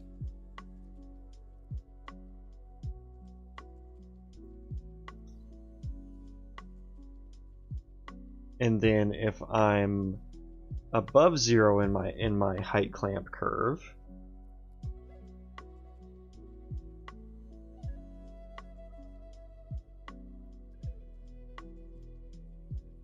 that becomes the minimum. Okay, I think that makes sense. I don't know why this is bending my brain so much. So let's rebuild that, and then we're going to be passing in the average altitude modifier, and so I want things that are like basically less than 0.2. What was I saying? I wanted 0.2 to be 0. So I will just have to remember that.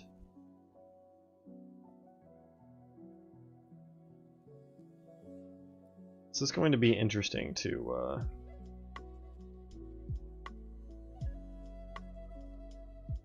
yeah, get float value. Apologies.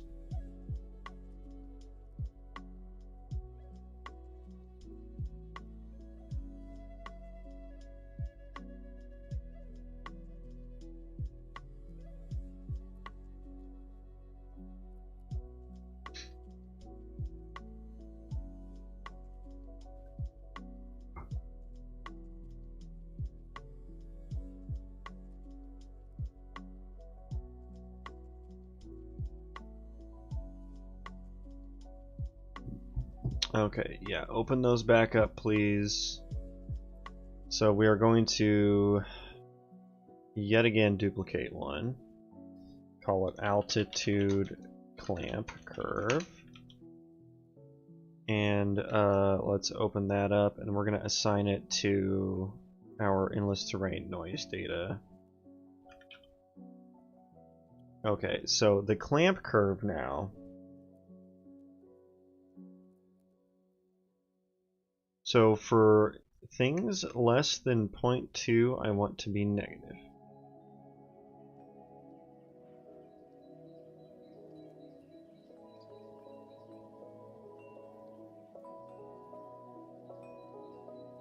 It's gonna make it flat though, right?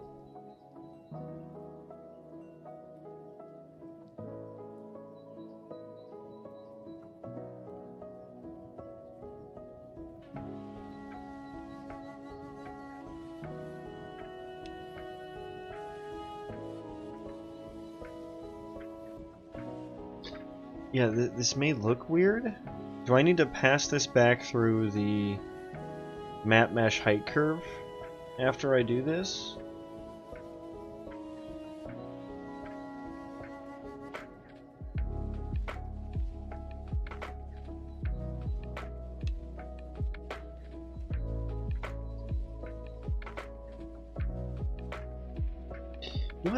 What am I trying to fucking do here? It's not a clamp.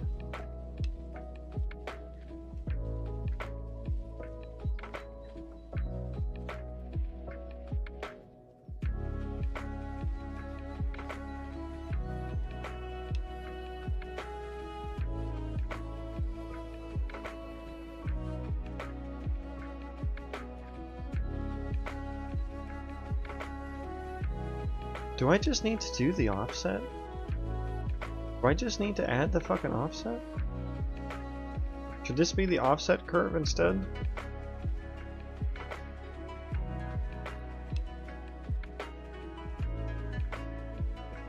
Because I basically just want to offset, but only on the bottom.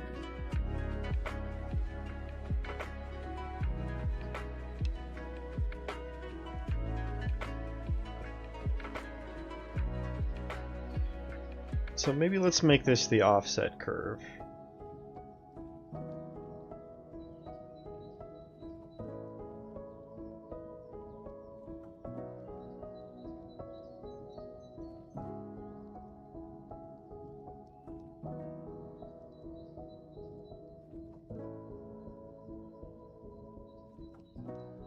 It's like what I want the minimum height to be.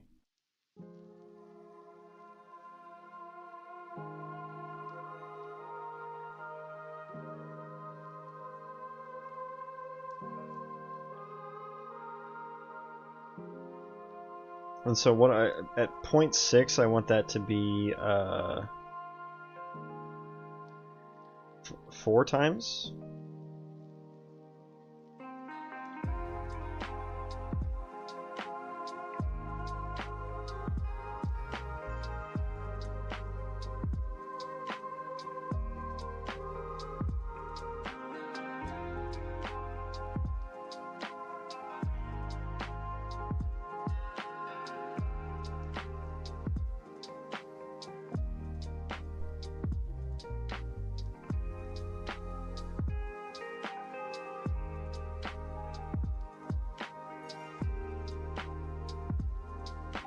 I think I want this to be, yeah.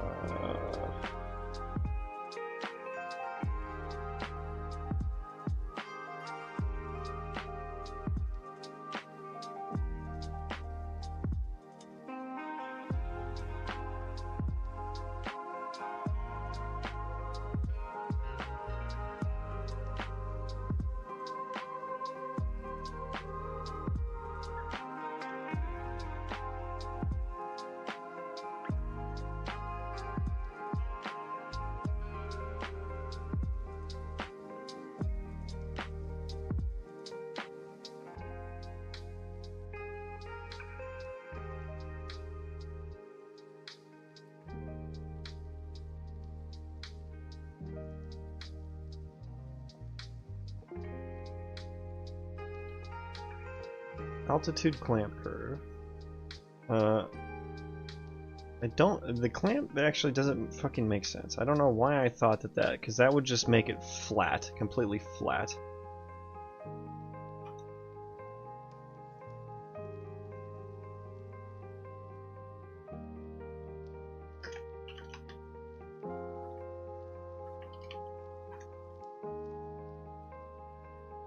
I thought so hard about that too. And I was being a dummy. So height clamp is now height offset.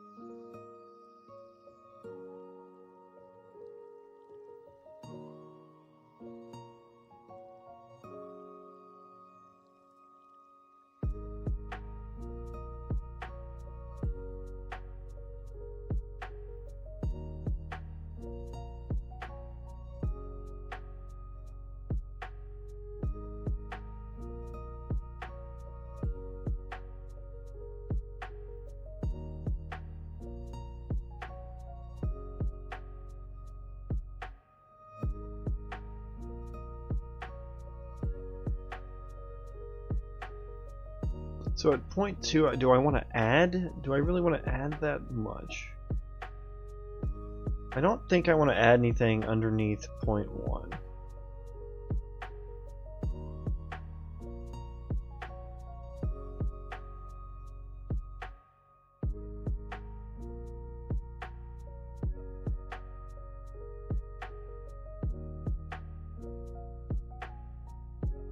I guess I am doing that.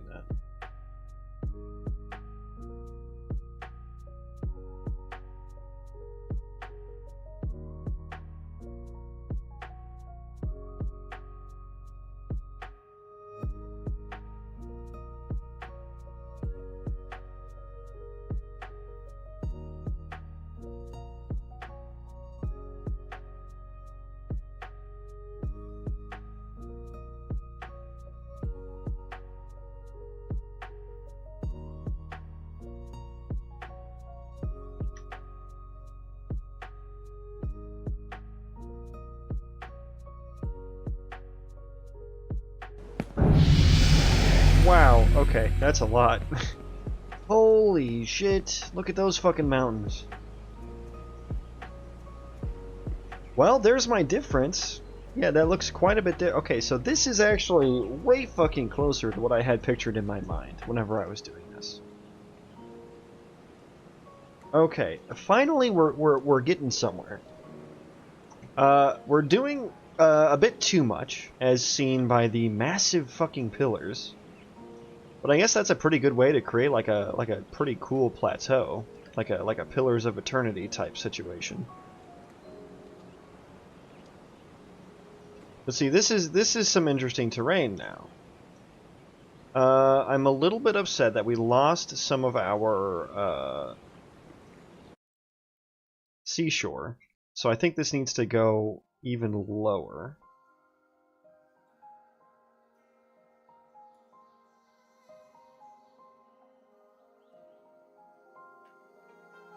Okay, that's fine, that's fine. Okay, we got a little bit of the shore back. Got a little bit of the shoreline back. I think I want more shoreline.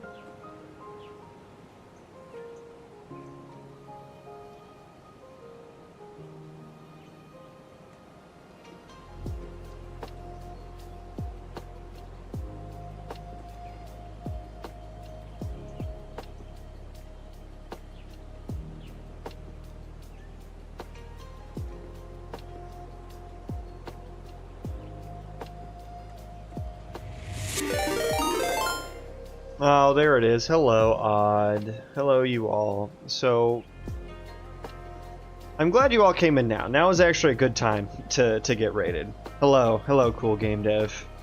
IC3, hello, raid. What were you doing? What were you doing today? I watched a little bit of it. How did the delegates go? Woot, hello, welcome. Welcome, you bunch of goblins. Okay, so I'm working on average altitude for my biomes here. And I actually just finally got to something that is looking like what I wanted it to get to.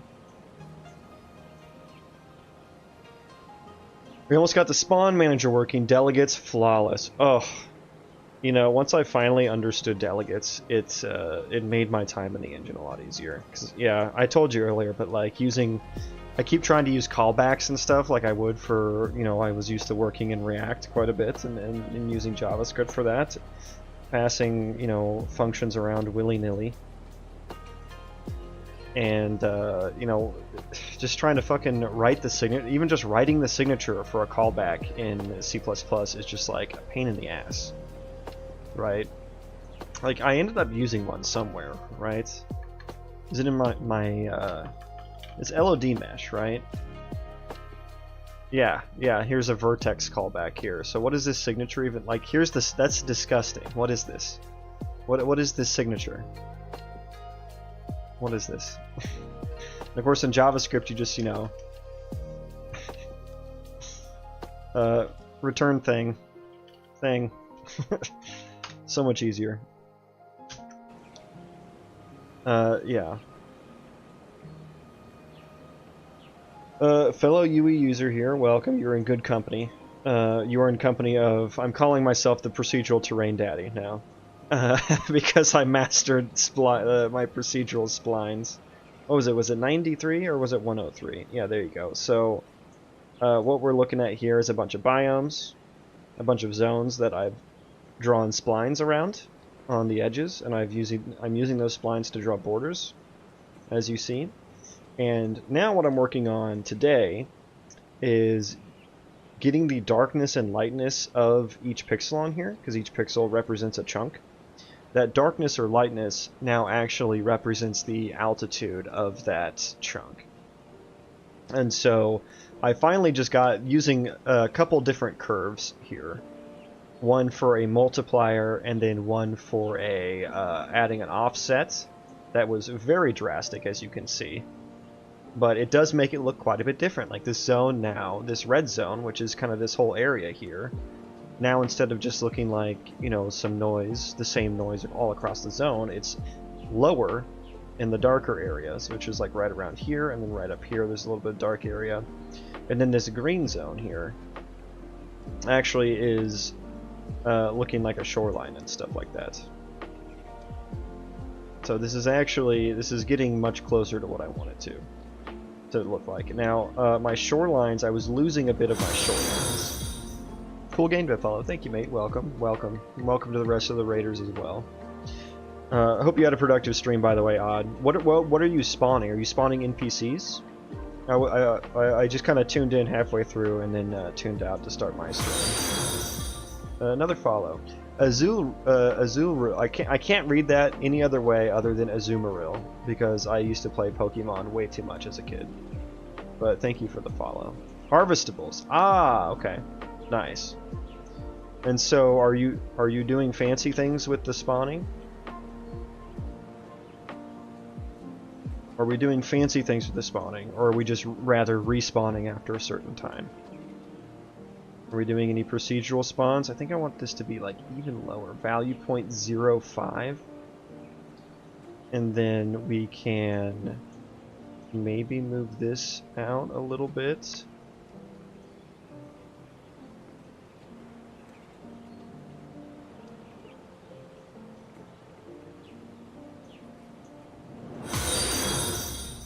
Man, y'all hitting me with the follows. Love it. Insane Doggo. Saw you in chat earlier in Odd Stream. Hello. Biome's looking good. Thanks, Odd. I appreciate that. Before I was struggling before this. I was like potato braining my way through it. So I kind of miss... I want this to look more shoreliney. I would like it to. I mean, I guess this is pretty... Once I get... I have to remember that, like, zooming way far out is so not representative of what the player sees. I have to keep reminding myself that. So let's run around a little bit. Let's get out of these trees. And so over here should be the lowlands area, if I'm not mistaken. I'm planning on placing the spawn locations manually. Ah, so you're using Unreal Engine for what it was meant to be used for. I, on the other hand, am not... I haven't done any PCG stuff yet. I think the PCG stuff is cool, and I think it would work a lot better for your project than it does for mine. I had to do a lot of tinkering to get it to work for my terrain system, and for it to, you know, work at runtime dynamically for a massive world, and it's still a little stuttery, as I'm sure you well saw. You need more sand IMO on the shorelines? Yeah, that's what I was trying to do with that curve. And like I could just do something like, let's just take it, oops, not that one, that's the wrong one. Take this one, just take it all the way down to 0. Anything, let's not do 0.2, let's do like 1.85, okay. Let's do that.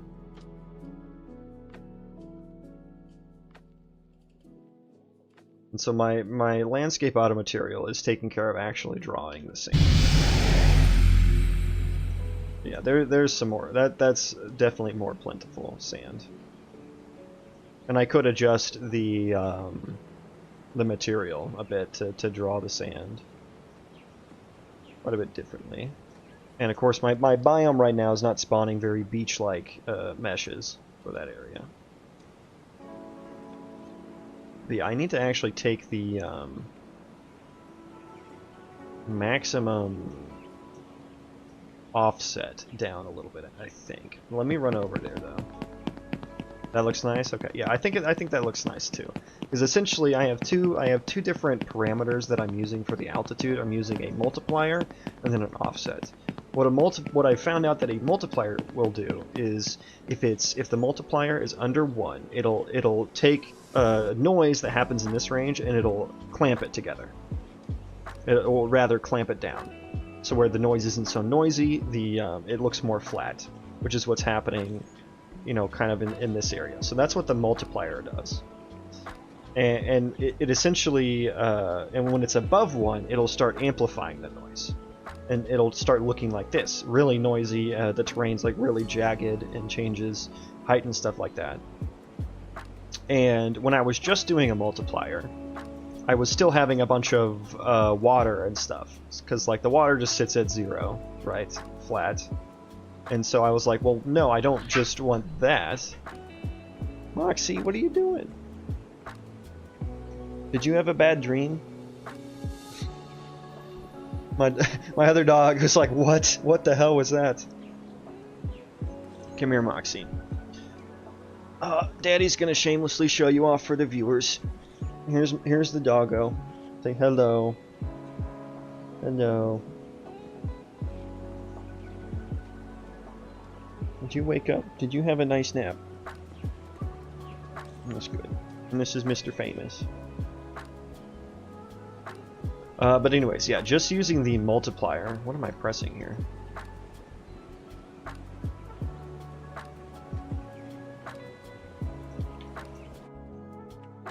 What hotkey was I pressing to prevent me from being able to move around?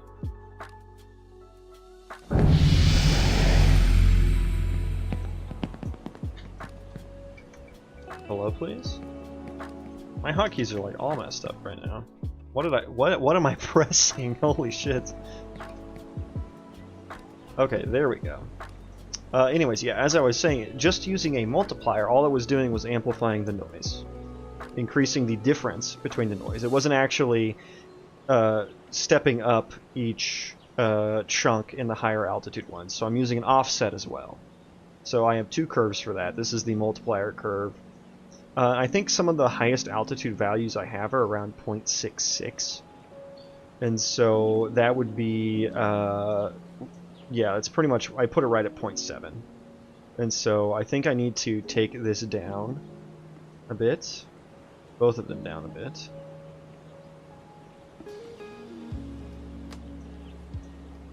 Take the max down to something like 3.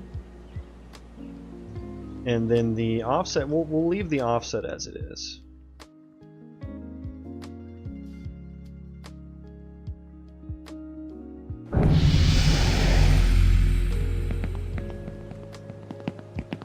Okay, how are we looking now? We still got a little coastline area. Yeah, changing the multiplier actually didn't seem to do a whole lot.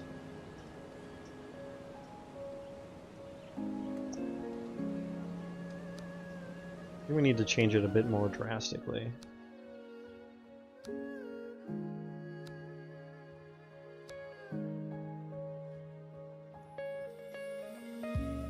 Change it down to 2, maybe? And then for this, take this out. Is that more of a curve that we want?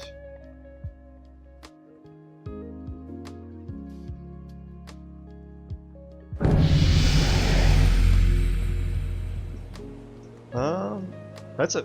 Why is it doing those shapes? It's crazy looking. Wait, why are those shapes happening? It's kind of cool.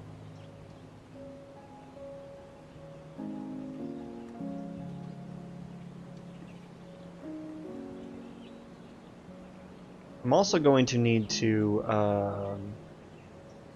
we're going to need to make sure the borders are raised as well for the higher areas.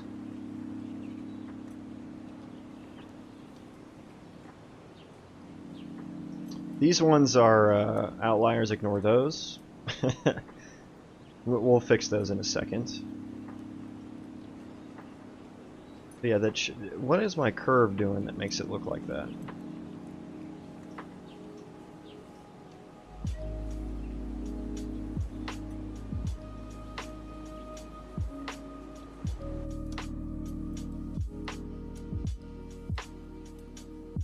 Was it the... I don't know if it was the offset or the multiplier.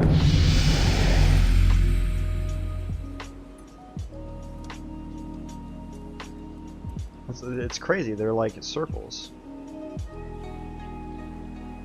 I mean, you would not be able to tell from the ground, so it's not like that biggest deal.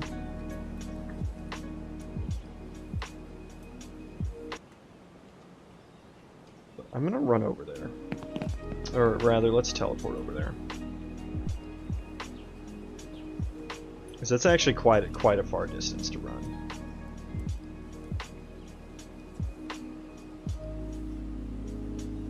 So this might actually be my blending altitudes logic here. This does feel very Highlandsy, which is nice. And yeah, there ain't no way I'm getting over those mountains. Now that actually looks kind of sick in the distance. That looks kind of fucking sick in the distance. So I've definitely figured out an easy way to make some big-ass mountains. Which it could be very cool to put some of those randomly throughout the world just to give it a little bit more difference, you know? A little bit more flavor.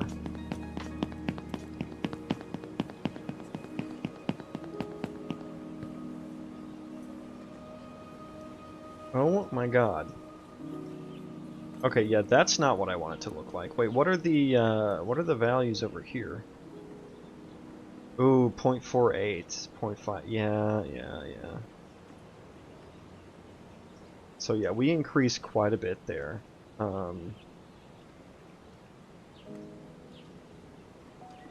Now this has got to be because of my the offset is I'm adding a lot on the offset here.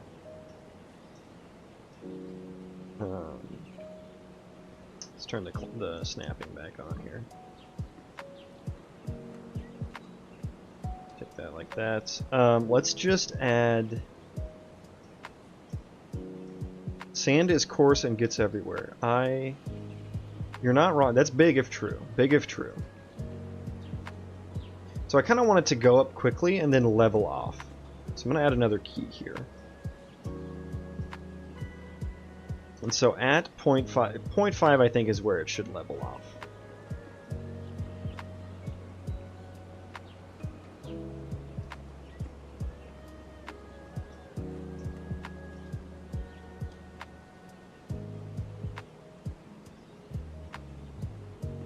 Whoa.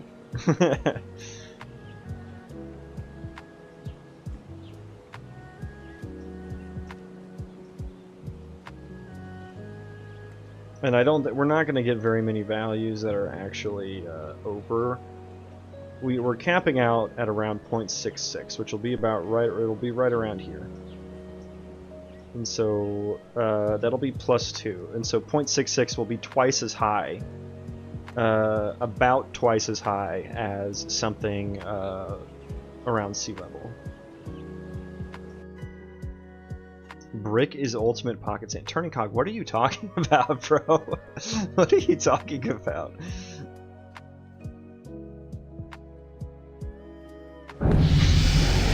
It's funny, but I have no goddamn idea what you're talking about. That is still a very drastic offset. Like, what chunk is that? What chunk is that? -4, 6. So what is -4, 6? Altitude is 0.48. I think it also well, let's go over there. Let's go to the blue one. I saw someone earlier today say something about sand and shorelines. Are you having deja vu? Interesting. Okay, so... Interesting. I still don't know why my noise is doing that, but that's okay.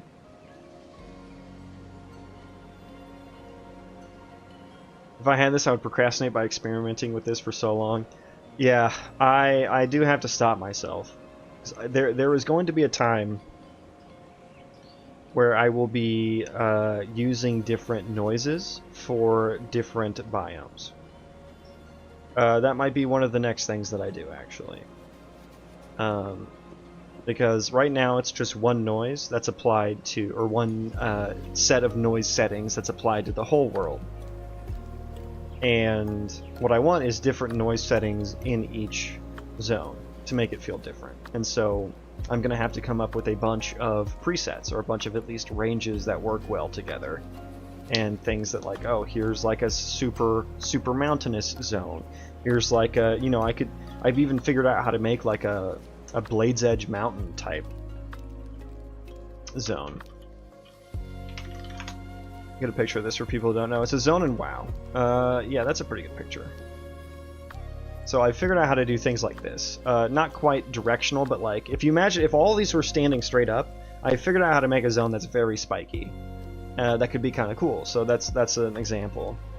And then I want like swamp zones that are like, I know that I can just turn up the persistence and laconarity. And, or no, rather turn up, what is it? Turn up persistence, turn down laconarity. And then that will, it'll make like a bunch of puddles, right? And so you can take the height multiplier down as well. And so a swamp will be real low lands, real wet. but it won't be too deep and stuff like that. Yeah, this is a little too drastic still, and is this the... Whose fault is this? I am adding 2 is a lot, I think. 0.5, let's take that down.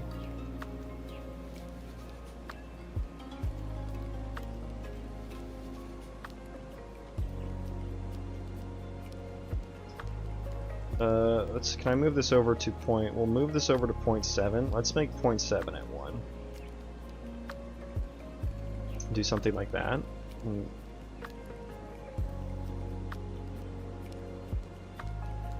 So that's the offset. So that's going to shift it upwards, or rather downwards. The offset is applied upwards. So everything is super flat now.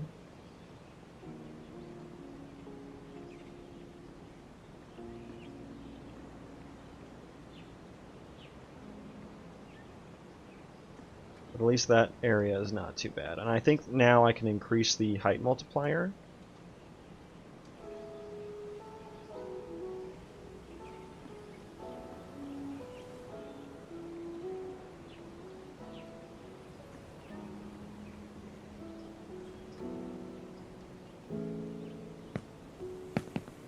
Where am I?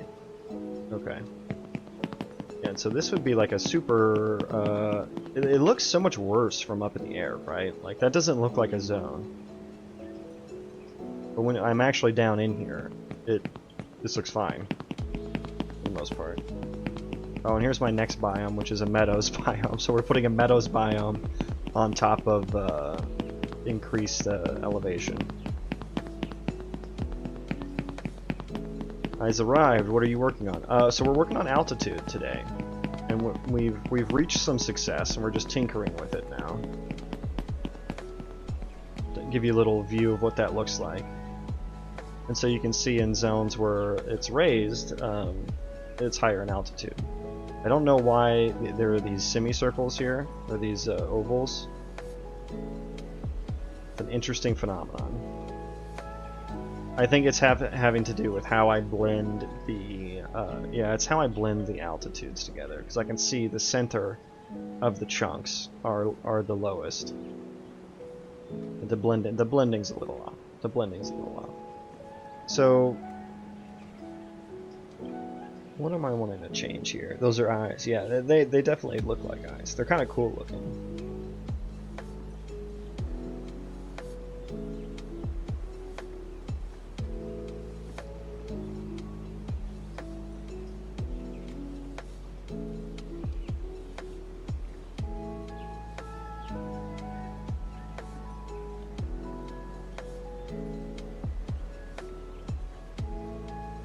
So this, I should rename this. This is now altitude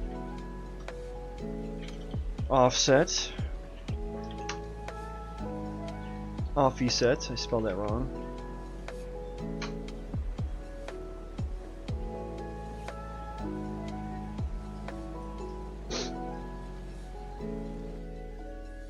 And so my altitude curve, this is the multiplier. So let's rename it that. Yeah, I think the max multiplier should 2 be the max multiplier? I mean, like I said, it looked okay. I would like some more middle ground, I think.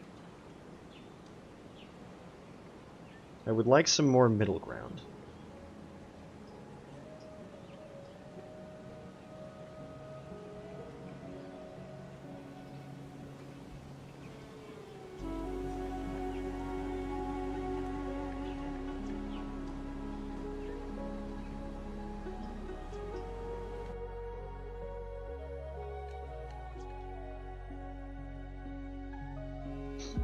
And probably, I could probably switch to a, okay, that's, not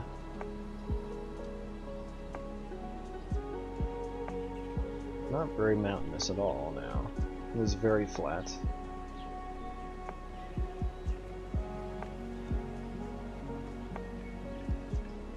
That might be too low.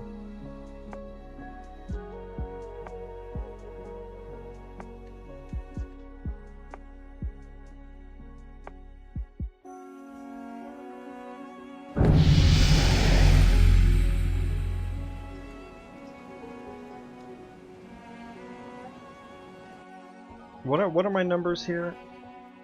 Okay, so I'm actually... I need more, so multiplying by 1. So I was actually shrinking things a lot in there. So 0.3 to 1. Should move these ones down to 0.5 perhaps. Do something like that.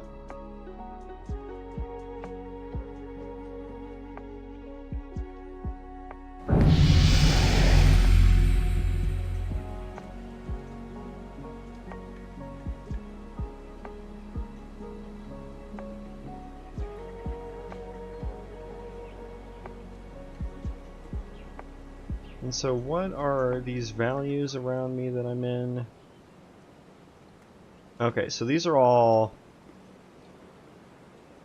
Okay, so maybe I want 0.1 to 0.2 to be like my middle ground range, I think. And what is this? This is 0.1 to 0.3, so can I do 0.2?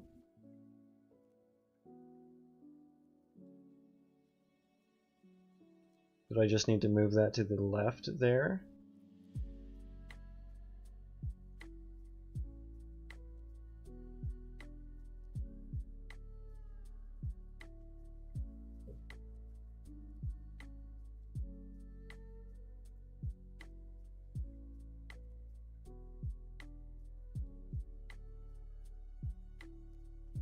I do something like that. So it kind of drastically increases from 0.1 to 0.2.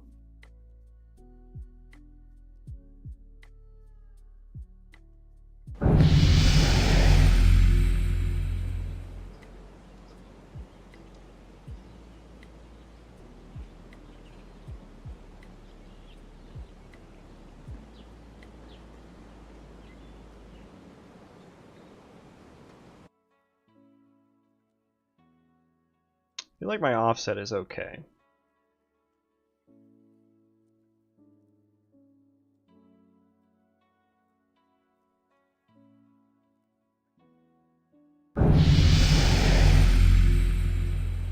That looks good.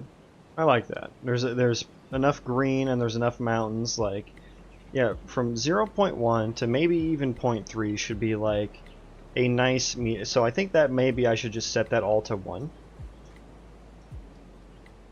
From so that's 0.2.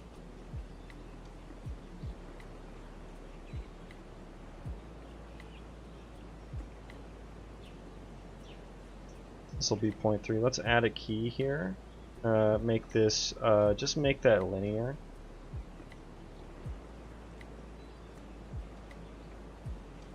And that'll be when we get to 0.3. That's when we start dialing up the intensity of the noise.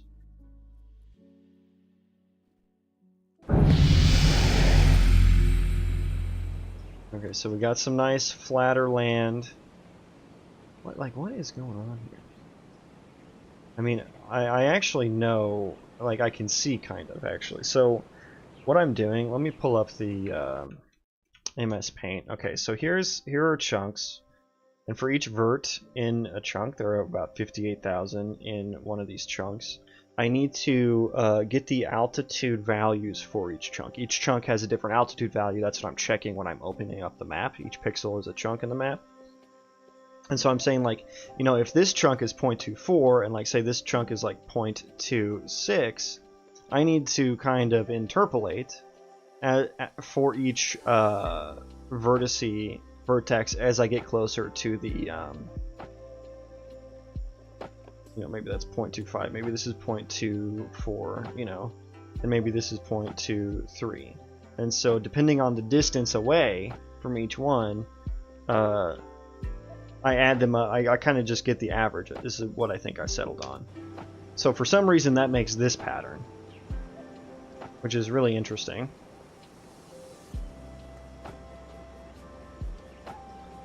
It is what it is, I suppose.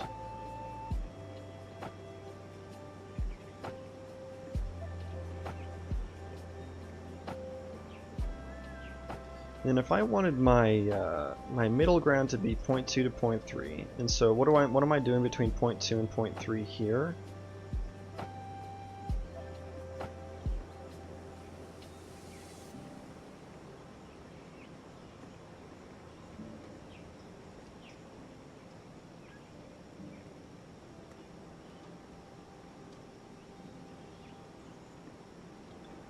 We'll do that. So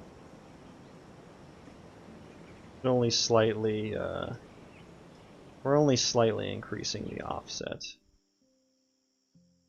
as well. And then I'll go to like one of my highest biomes now. Yeah, that's looking decent now.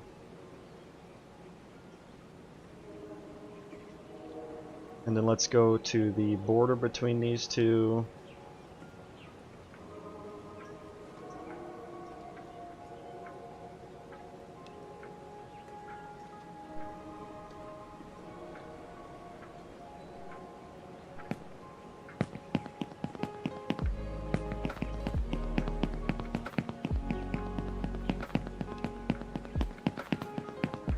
I'm getting pretty happy with this though. So wait, is that the edge? Am I on the very edge? I think I am.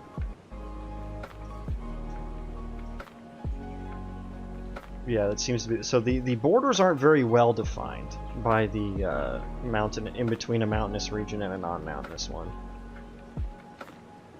So that's something I'll want to work on as well. So I think maybe, what am I doing for the borders?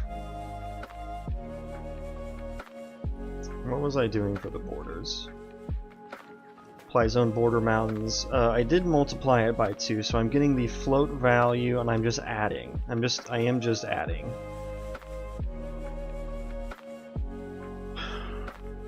Multiplied by 2. I'm just adding. I mean, I guess I would need to get the altitude of the chunk that we're on to also factor that in to how high these may need to be.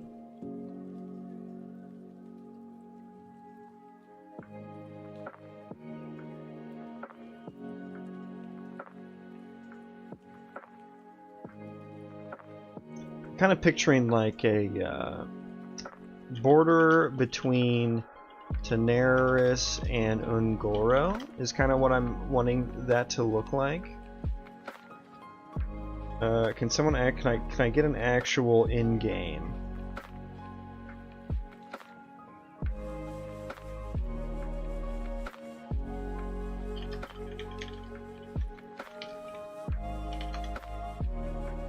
I am hoping for an in-game picture, please. This is a pretty good one. Okay, this is as best as I'm going to find now. So I'm picturing something like, oh god, it's tiny. Something like this. So, Ungoro Crater is a crater, so it's much lower than Teneris, which is up here. And so I'm picturing something like this, where there's like a little ridge here to just kind of define Ungoro Woot. Is that one of your favorite WoW zone? Go. I want to hear them. Personally, I love Azshara. Terrible for questing, but it was so mysterious, and it was so fucking pretty. The colors were so pretty. The layout was also very interesting. It was actually very challenging to navigate around in there. A lot of people hate it for that reason, though. But that's one of my favorites. Never played WoW, you'll have to forgive me. Oh, E4. Oof. Feralis, interesting. What makes Feralis your favorite zone? But yeah, I just want like a little ridge, just a little ridge up here, just a little, I actually find it interesting that I'm actually completely losing the borders.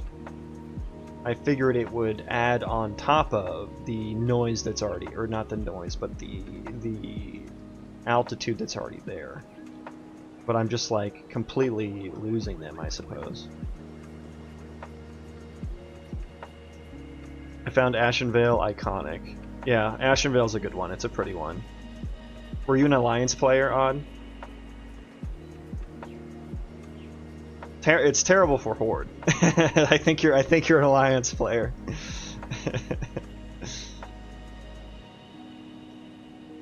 Favorite zone for arts, XP gain, PvP. Yeah, played both? Yeah, okay. Word. STV is a classic, yeah. I mean, there's things to love about every zone, right? It's kind of crazy. Loved running to Splinter Tree the first time. I love that, like, the border between the Barrens and Ashenvale is actually like a fucking battleground. And it looks like that, right? Like, they made the border in-game kind of represent the battleground. I love that. And especially if you were leveling like a troll or an orc, you just go from like this like red rocks, dusty ass, crusty ass shits, which great vibes in Barrens, great vibes in Barrens. I love Barrens. But you go from like this kind of like monotone palette to something like that fucking pops, you know, got some purples, some blues and greens. Yeah, I get what you mean. That transition was big. And then of course Stone Talon is just like barely different, you know.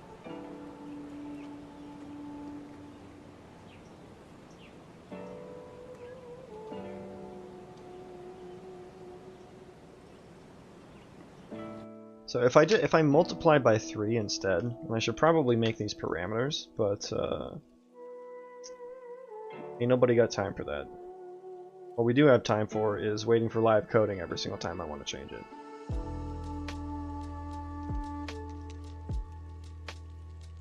Okay, that's fine. That's fine. We'll fix that later.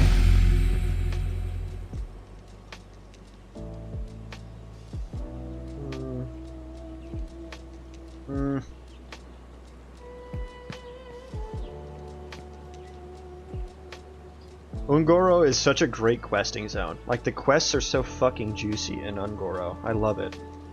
Ungoro's a good one. Like, all the dinos and stuff, all the elites wandering around, like, very mysterious. I love it. And there's, like, the Titan Watcher people. So I can see the border a little bit more now. So that's good. And I multiplied by 3.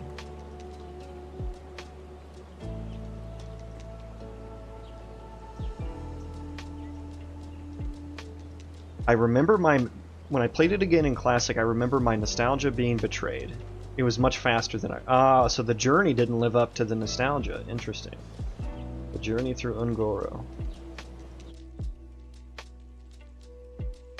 It's a really cool idea for a zone, too. Tanaris was a great zone as well. Like, getting to, like, level 40 and finally hitting Tanaris. That's a juicy moment.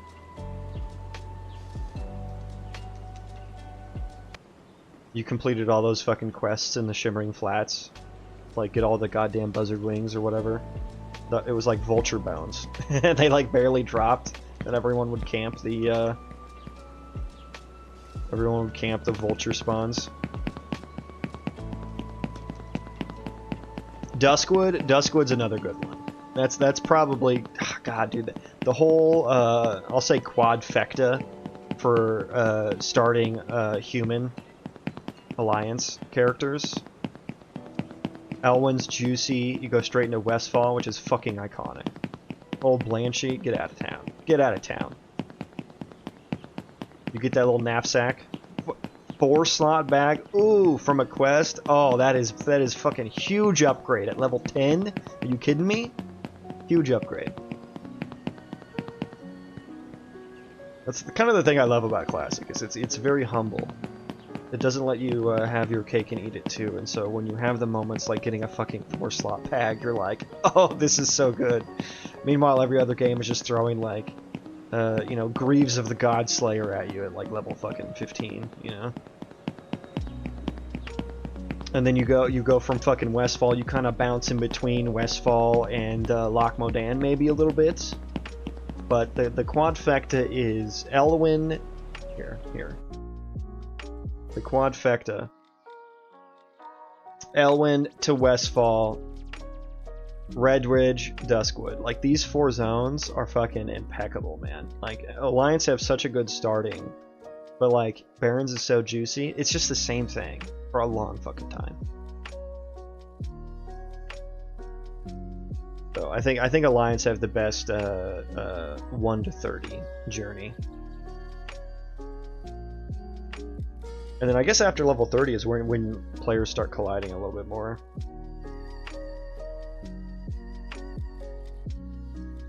So you want something like a valley to divide the biome in high elevation. Well, I was hoping for a little, can I pull that back up? I was hoping for like a little ridge. It's probably kind of hard to see. Where was that screenshot at? That was the best one I found. This one might be a bit better.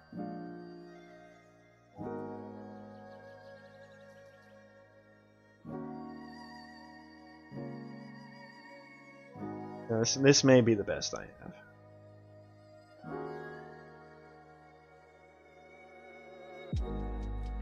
So, the player is currently in Daenerys, and so if you can look at the map, like the brown on the map is like these mountains here, and you see how it like raises up, and like Daenerys is pretty flat, so you can imagine the altitude is like this across the zone, and there's like this little ridge of mountains kind of protecting the player from just running off the edge into what is a massive crater. So that's kind of what I would want. Just a little extra ridge to just define the zones a little bit better. I'm trying to figure out where the hell I'm at. So I am standing on the border. Yeah. But that didn't, when I was running around in this zone, that didn't feel like the border. It just felt like more mountains.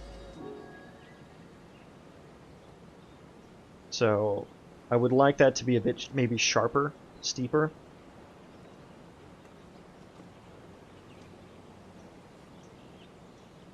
Yeah, so that's in this zone. Let me look at like some of the altitudes. This is 0.48. So this is it's on the higher side, but I think one of my highest areas is like this area over here. So let's see what this area looks like. Yeah, that's that's gonna be that's a little too much noise, I think. Good lord, look at that fucking zone. Yeah, this is bad. This ain't good. Yeah, this would be my AI, my shitty AI code would not be able to move throughout this zone. So that's, I think, probably what I have around 0.5 at. What is this? 0.6 is about the max that I would want to do.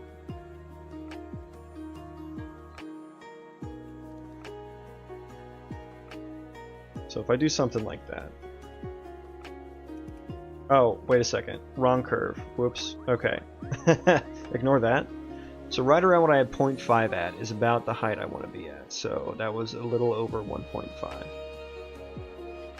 There we go. Let's look at that.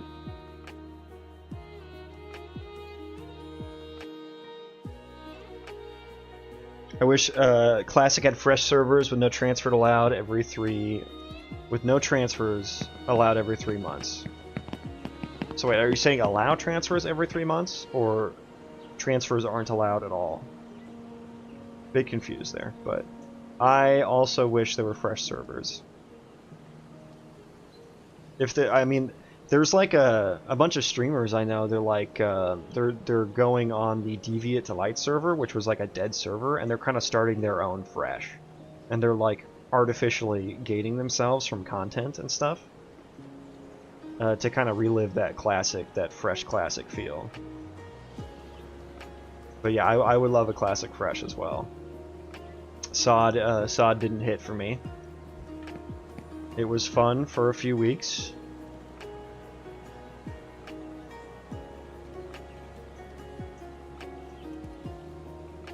It was fun for a few weeks. And then when I watch streamers play it, it just looks like fucking retail. You know, like...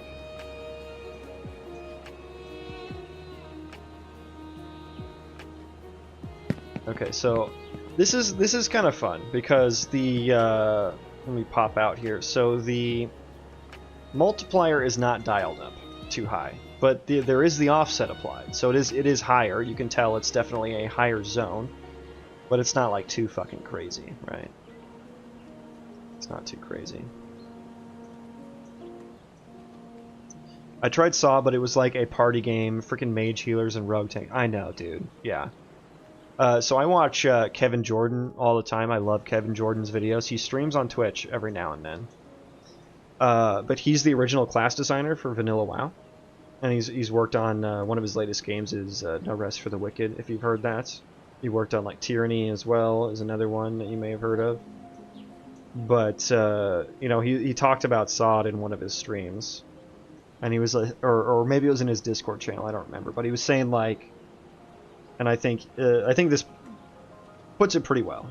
He was saying that like, generally speaking, making a class do like what it's, how did he say it? It's like making a class do something that, you know, players don't want to do is generally bad design, and I'm butchering how the hell he said that. But he's essentially saying like a mage isn't meant to heal. People who want to heal don't pick mages because that's not. He's saying like the abilities of the class don't match the class fantasy is kind of what I got from it. Like going outside the class fantasy. Yeah, exactly. Now I think, you know, shaman tanks, that's one that I could see a little bit more. A little bit, because they do, you know, they do have like the earth and stuff like that, the earth spirits and earth elementals, and but yeah, warlock tanks. I don't think I at least don't think the metamorphosis tank is what a warlock tank should be. A warlock tank should be you control your demon, you use your demon to tank, right? Like that should be what a warlock tank is. And that playstyle should be about macroing your pet. Maybe you can have two, right? Resto Mage and Holy Hunters doesn't sound right. Is there Holy Hunter? Like, I don't quite know what's new with Hunters in SOD. Can they deterrence tank or some shit now? Yeah, rogue tanks doesn't make sense to me either. And like, to me also, when an ability like some of the fucking retail abilities and the runes or whatever, even some of the passives, like the text on them is like that fucking, it's like a big ass fucking paragraph.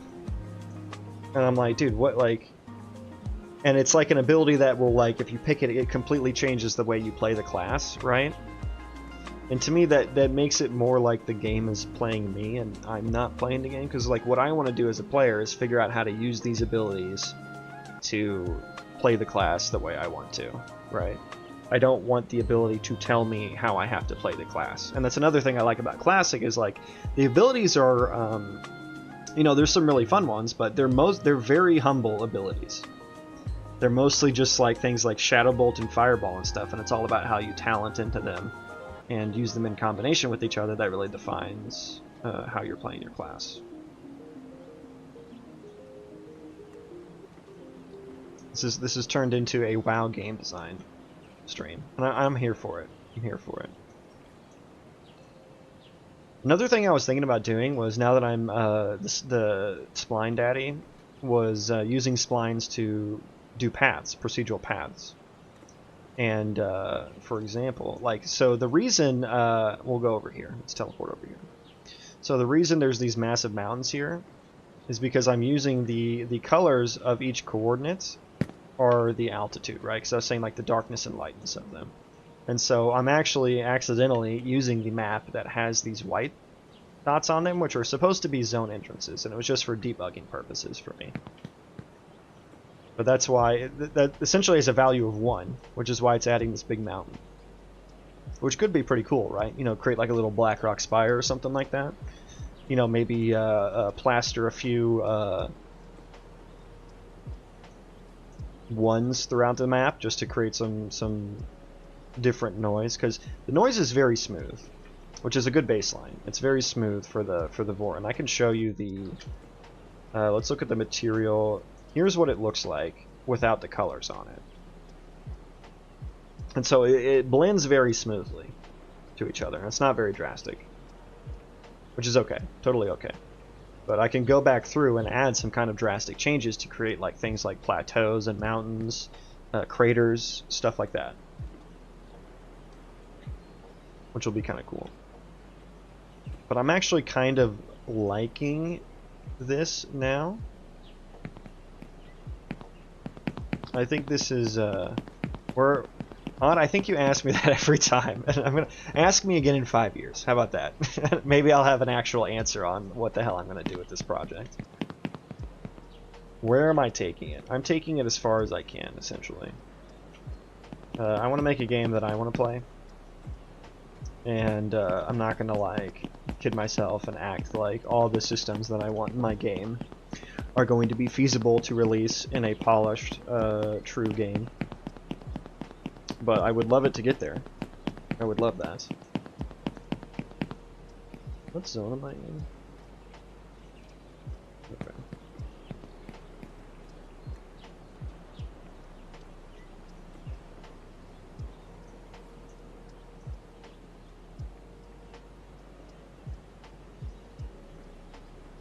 The tech and systems seem pretty sweet. Yeah, I think I got a pretty solid foundation now after working on this for almost 2 years now. It'll be 2 years in November.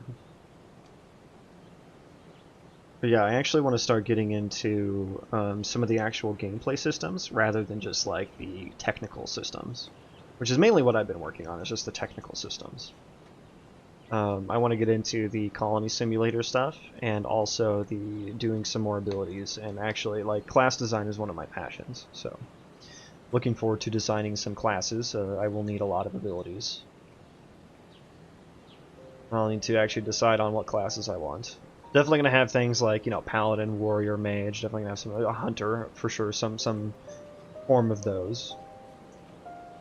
But I want the roguelike aspects of it to be like, you know, maybe every level, maybe every other level. I don't quite know yet, but you'll get a set of skills to choose from, and maybe some of those skills are either like maybe you get to level up one of your previous abilities that you've picked, or maybe you get to pick a new ability, and they can range from like defensive things to supporting things to offensive things. And of course they're specific for each class. The set that you're drawing from is specific for each class, and it's random. Every couple levels maybe you get like 3 to pick from or something like that. And so you kind of, each run you're kind of playing a new version of a paladin, or whatever class you pick, right? For, you know, for a mage, you know, maybe you're playing a fire mage one run, maybe you're playing a, you know, some combination of ice and frost and fire mage the next run. And so I think doing something like that will give it a lot of replayability and make it really fun, and actually make players look forward to potentially dying, right? Or maybe not be so upset when they die. Any multiplayer ambitions? I definitely do want to do at least co-op multiplayer. Making an MMO would be the dream, but I'm not gonna even try that. You know, I've done some light replication work, but there's still much more to be done there. Still much more to be done there.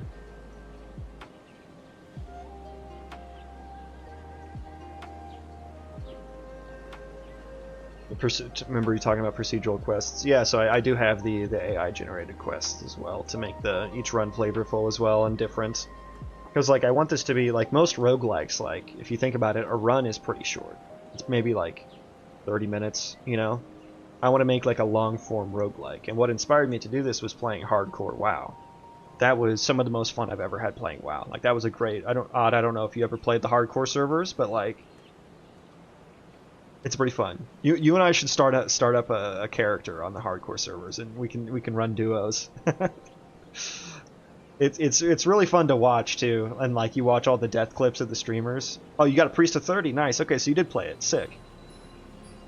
I have a warrior sitting at like 55 or something that I'm like died doing mind control nonsense. Oh, what were you mind controlling? What happened?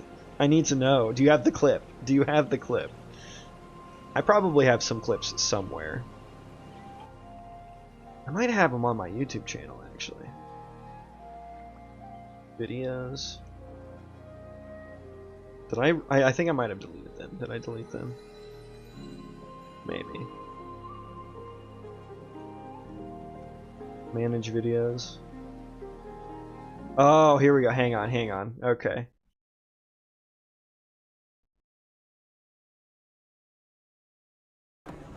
Oh, this is okay. Okay, here's one of my hardcore deaths here. I think this wasn't on the official. Is my quality really that bad? Okay, no, we're good. Okay, so I'm doing. Where is this? Odd. Where you know where this is? Where is this? Where am I right now? Who knows where I'm at right now? Ordanis. Ah, that's a tough one. That's a tough one. But yeah, priests can solo that one. You were trying to solo it, I take it. I am CISO's minions killed him, and then it went bad. Oh, that's tragic. I have seen some death clips of that one as well. Solo, yeah, yeah. And so yeah, so I'm a shaman here, level 26. I am in. The answer is the Hillsbrad Foothills Council room. So I'm doing the what is it? Dangerous, and I'm trying to kill Clerk Horace Whitesteed, I believe.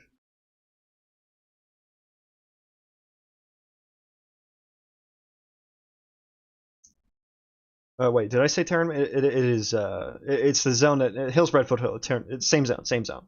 But this is the.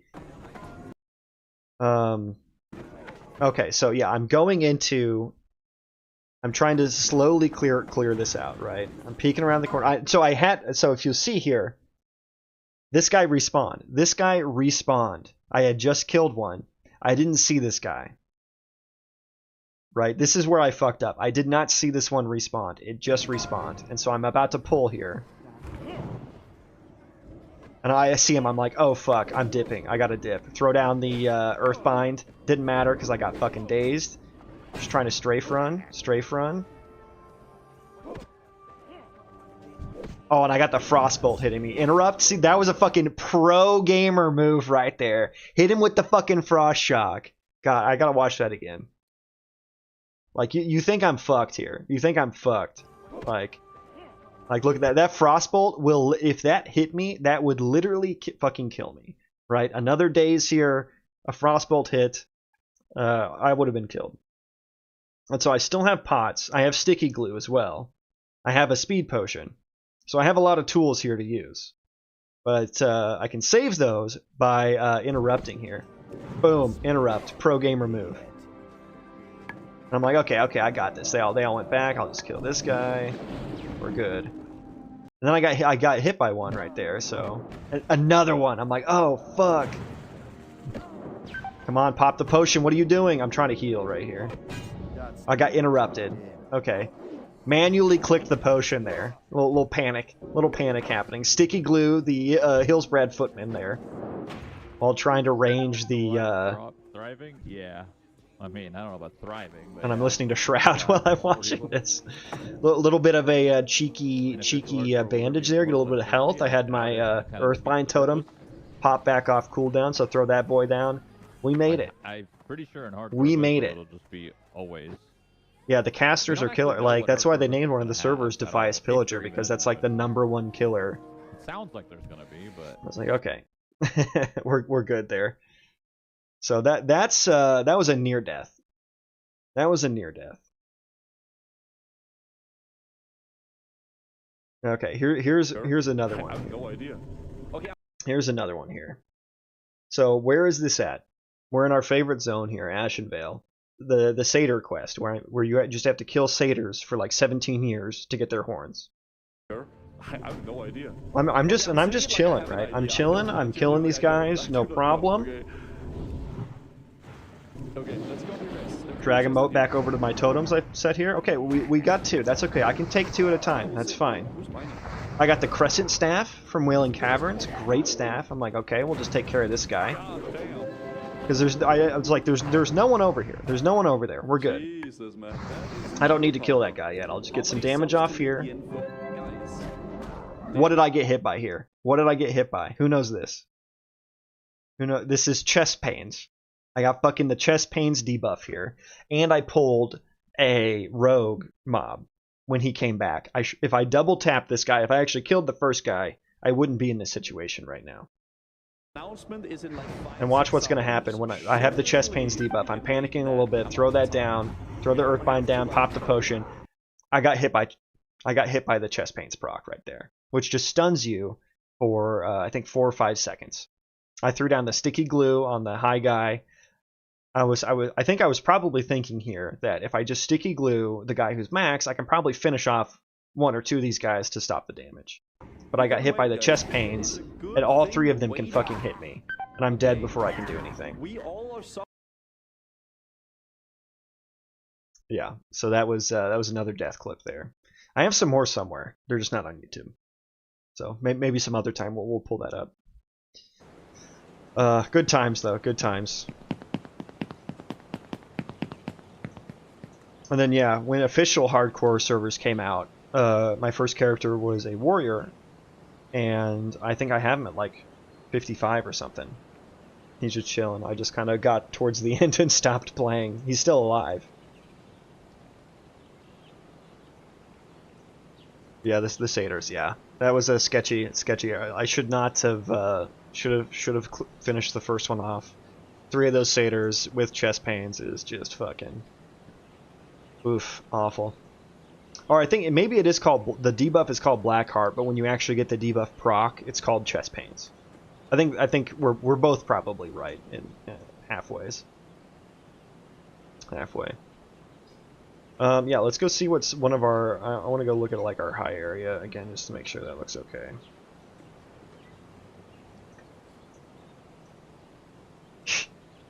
It's like so samey. It's so samey. I wish it didn't cap out at like 0.66 across here, because now when they're all the same altitude, it's not that interesting. Yeah, this is kind of rough. This is rough terrain. This is rough terrain. What's my multiplier curve looking like? 1.5 on 0.7.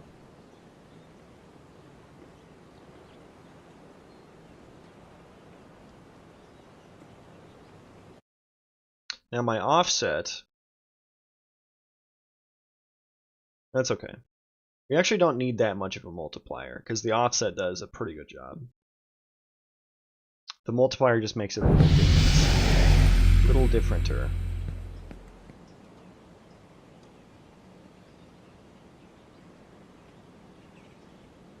It's interesting that we just go from like 3.3 to like 6.6 here.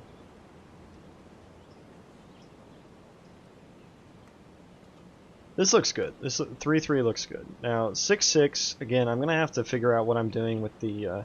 I'm doing. I guess I'm like accidentally doing some sort of cubic interpolation with my my blend code here. Where do I do that? Yeah, get average distance to closest neighbor. Gym time for you? Oh, a little late night gym sesh. Hell yeah. Have a good one. You too, mate. You too, mate. Thank you for the raid. Appreciate it. Love watching your streams and love hanging out with you. I hope you at some point stream later than me one day so I can return the favor. But enjoy your gym sesh nonetheless. I am about to get my basement finished, and I have a bunch of I have like a whole power rack and everything that's just been sitting in pieces with the spiders down there, waiting for the basement to get finished. So I'm excited to get that finished and actually have my basement gym back. And I will start working out again. I've been quite lazy recently, but it means I have more time for game dev, which is nice.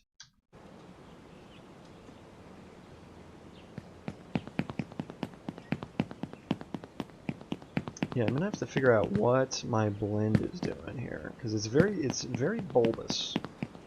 Very bulbous. Is that the border? Yeah, that's the border. And so if I were to change this, oh, it's about time for me to get off too now, actually. But let me try one more thing here. Now, if I were to divide this, yeah, by the number because now I'm actually getting the average here. And it might, wait, am I using this? I forget. I am, okay. And get rid of that, I'm not lerping anymore.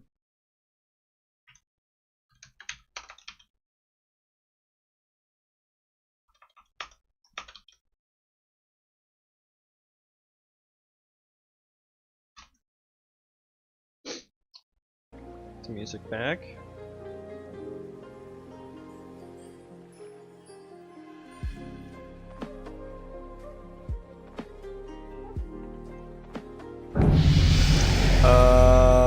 Okay, yeah, not the right move there. Okay. Okay, so let's not do that. That was bad. That was bad. I didn't expect it to be like that. Although, I mean, I am dividing it by like 9 here. Let me actually just... So I'm just adding all of them up, huh? Just adding all of them up.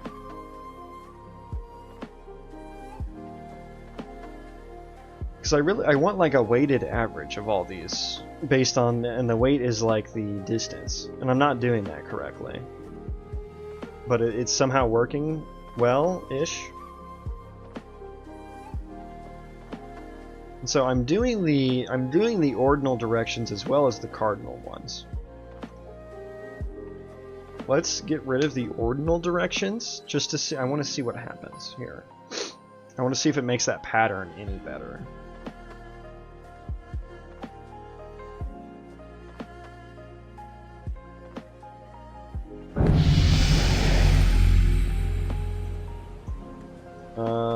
Okay, so yeah, I mean, I do need the ordinal directions, it seems. Yeah, because it's not connecting together if I don't do that. What if I got rid of center? What if I did that? Which would be weird because it's not actually, the altitude of the chunk is not actually taking into account its altitude at all. It's only taking into account the altitude of the neighbor chunks. Okay, yeah, once again, that is completely flat. Interesting, okay. Huh. So the center is doing the carrying of this function.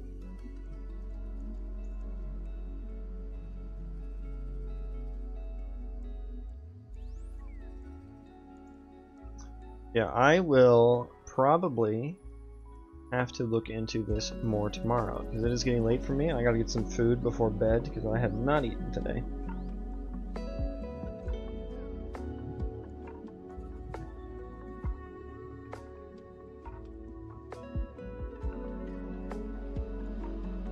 And yeah, I mean, I'm pretty happy with where we got with the altitude. I'm actually quite happy. The couple things we need to fix, though, are these zone entrances. Easy fix, I already know what I'm going to do there. And then there's this weird pattern. When I'm multiplying the altitude, my lerped altitude per vertex. It's a weird pattern. You can't really see it on the smaller chunks, or on the, not the smaller, you can see it right here very well, which is weird.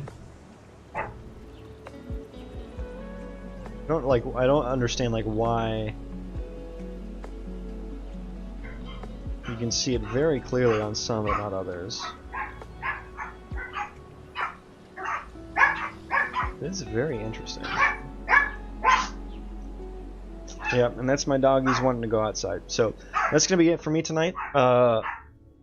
Tomorrow will probably be a short stream, if at all. But Sunday I will definitely be streaming. So yeah, thank you all for hanging out with me tonight. Let's find someone to raid. Boom. Boom's going again. Do we want to go Boom? I'm feeling Boom. Let's see, who else is doing Unreal Engine? Not a whole lot of people. So yeah, let's go to oh, here we go. Here's another guy we haven't raided before. Looking for booty. He's playing Fortnite though. He's got the Unreal Engine tag, but he's playing Fortnite. So yeah, let's raid Boom here. I go chill in the nightclub for a little bit here.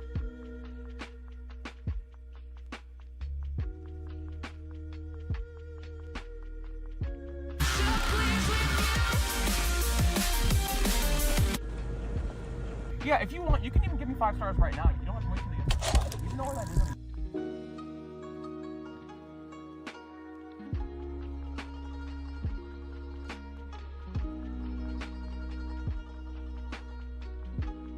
See, and I have to figure out who I am.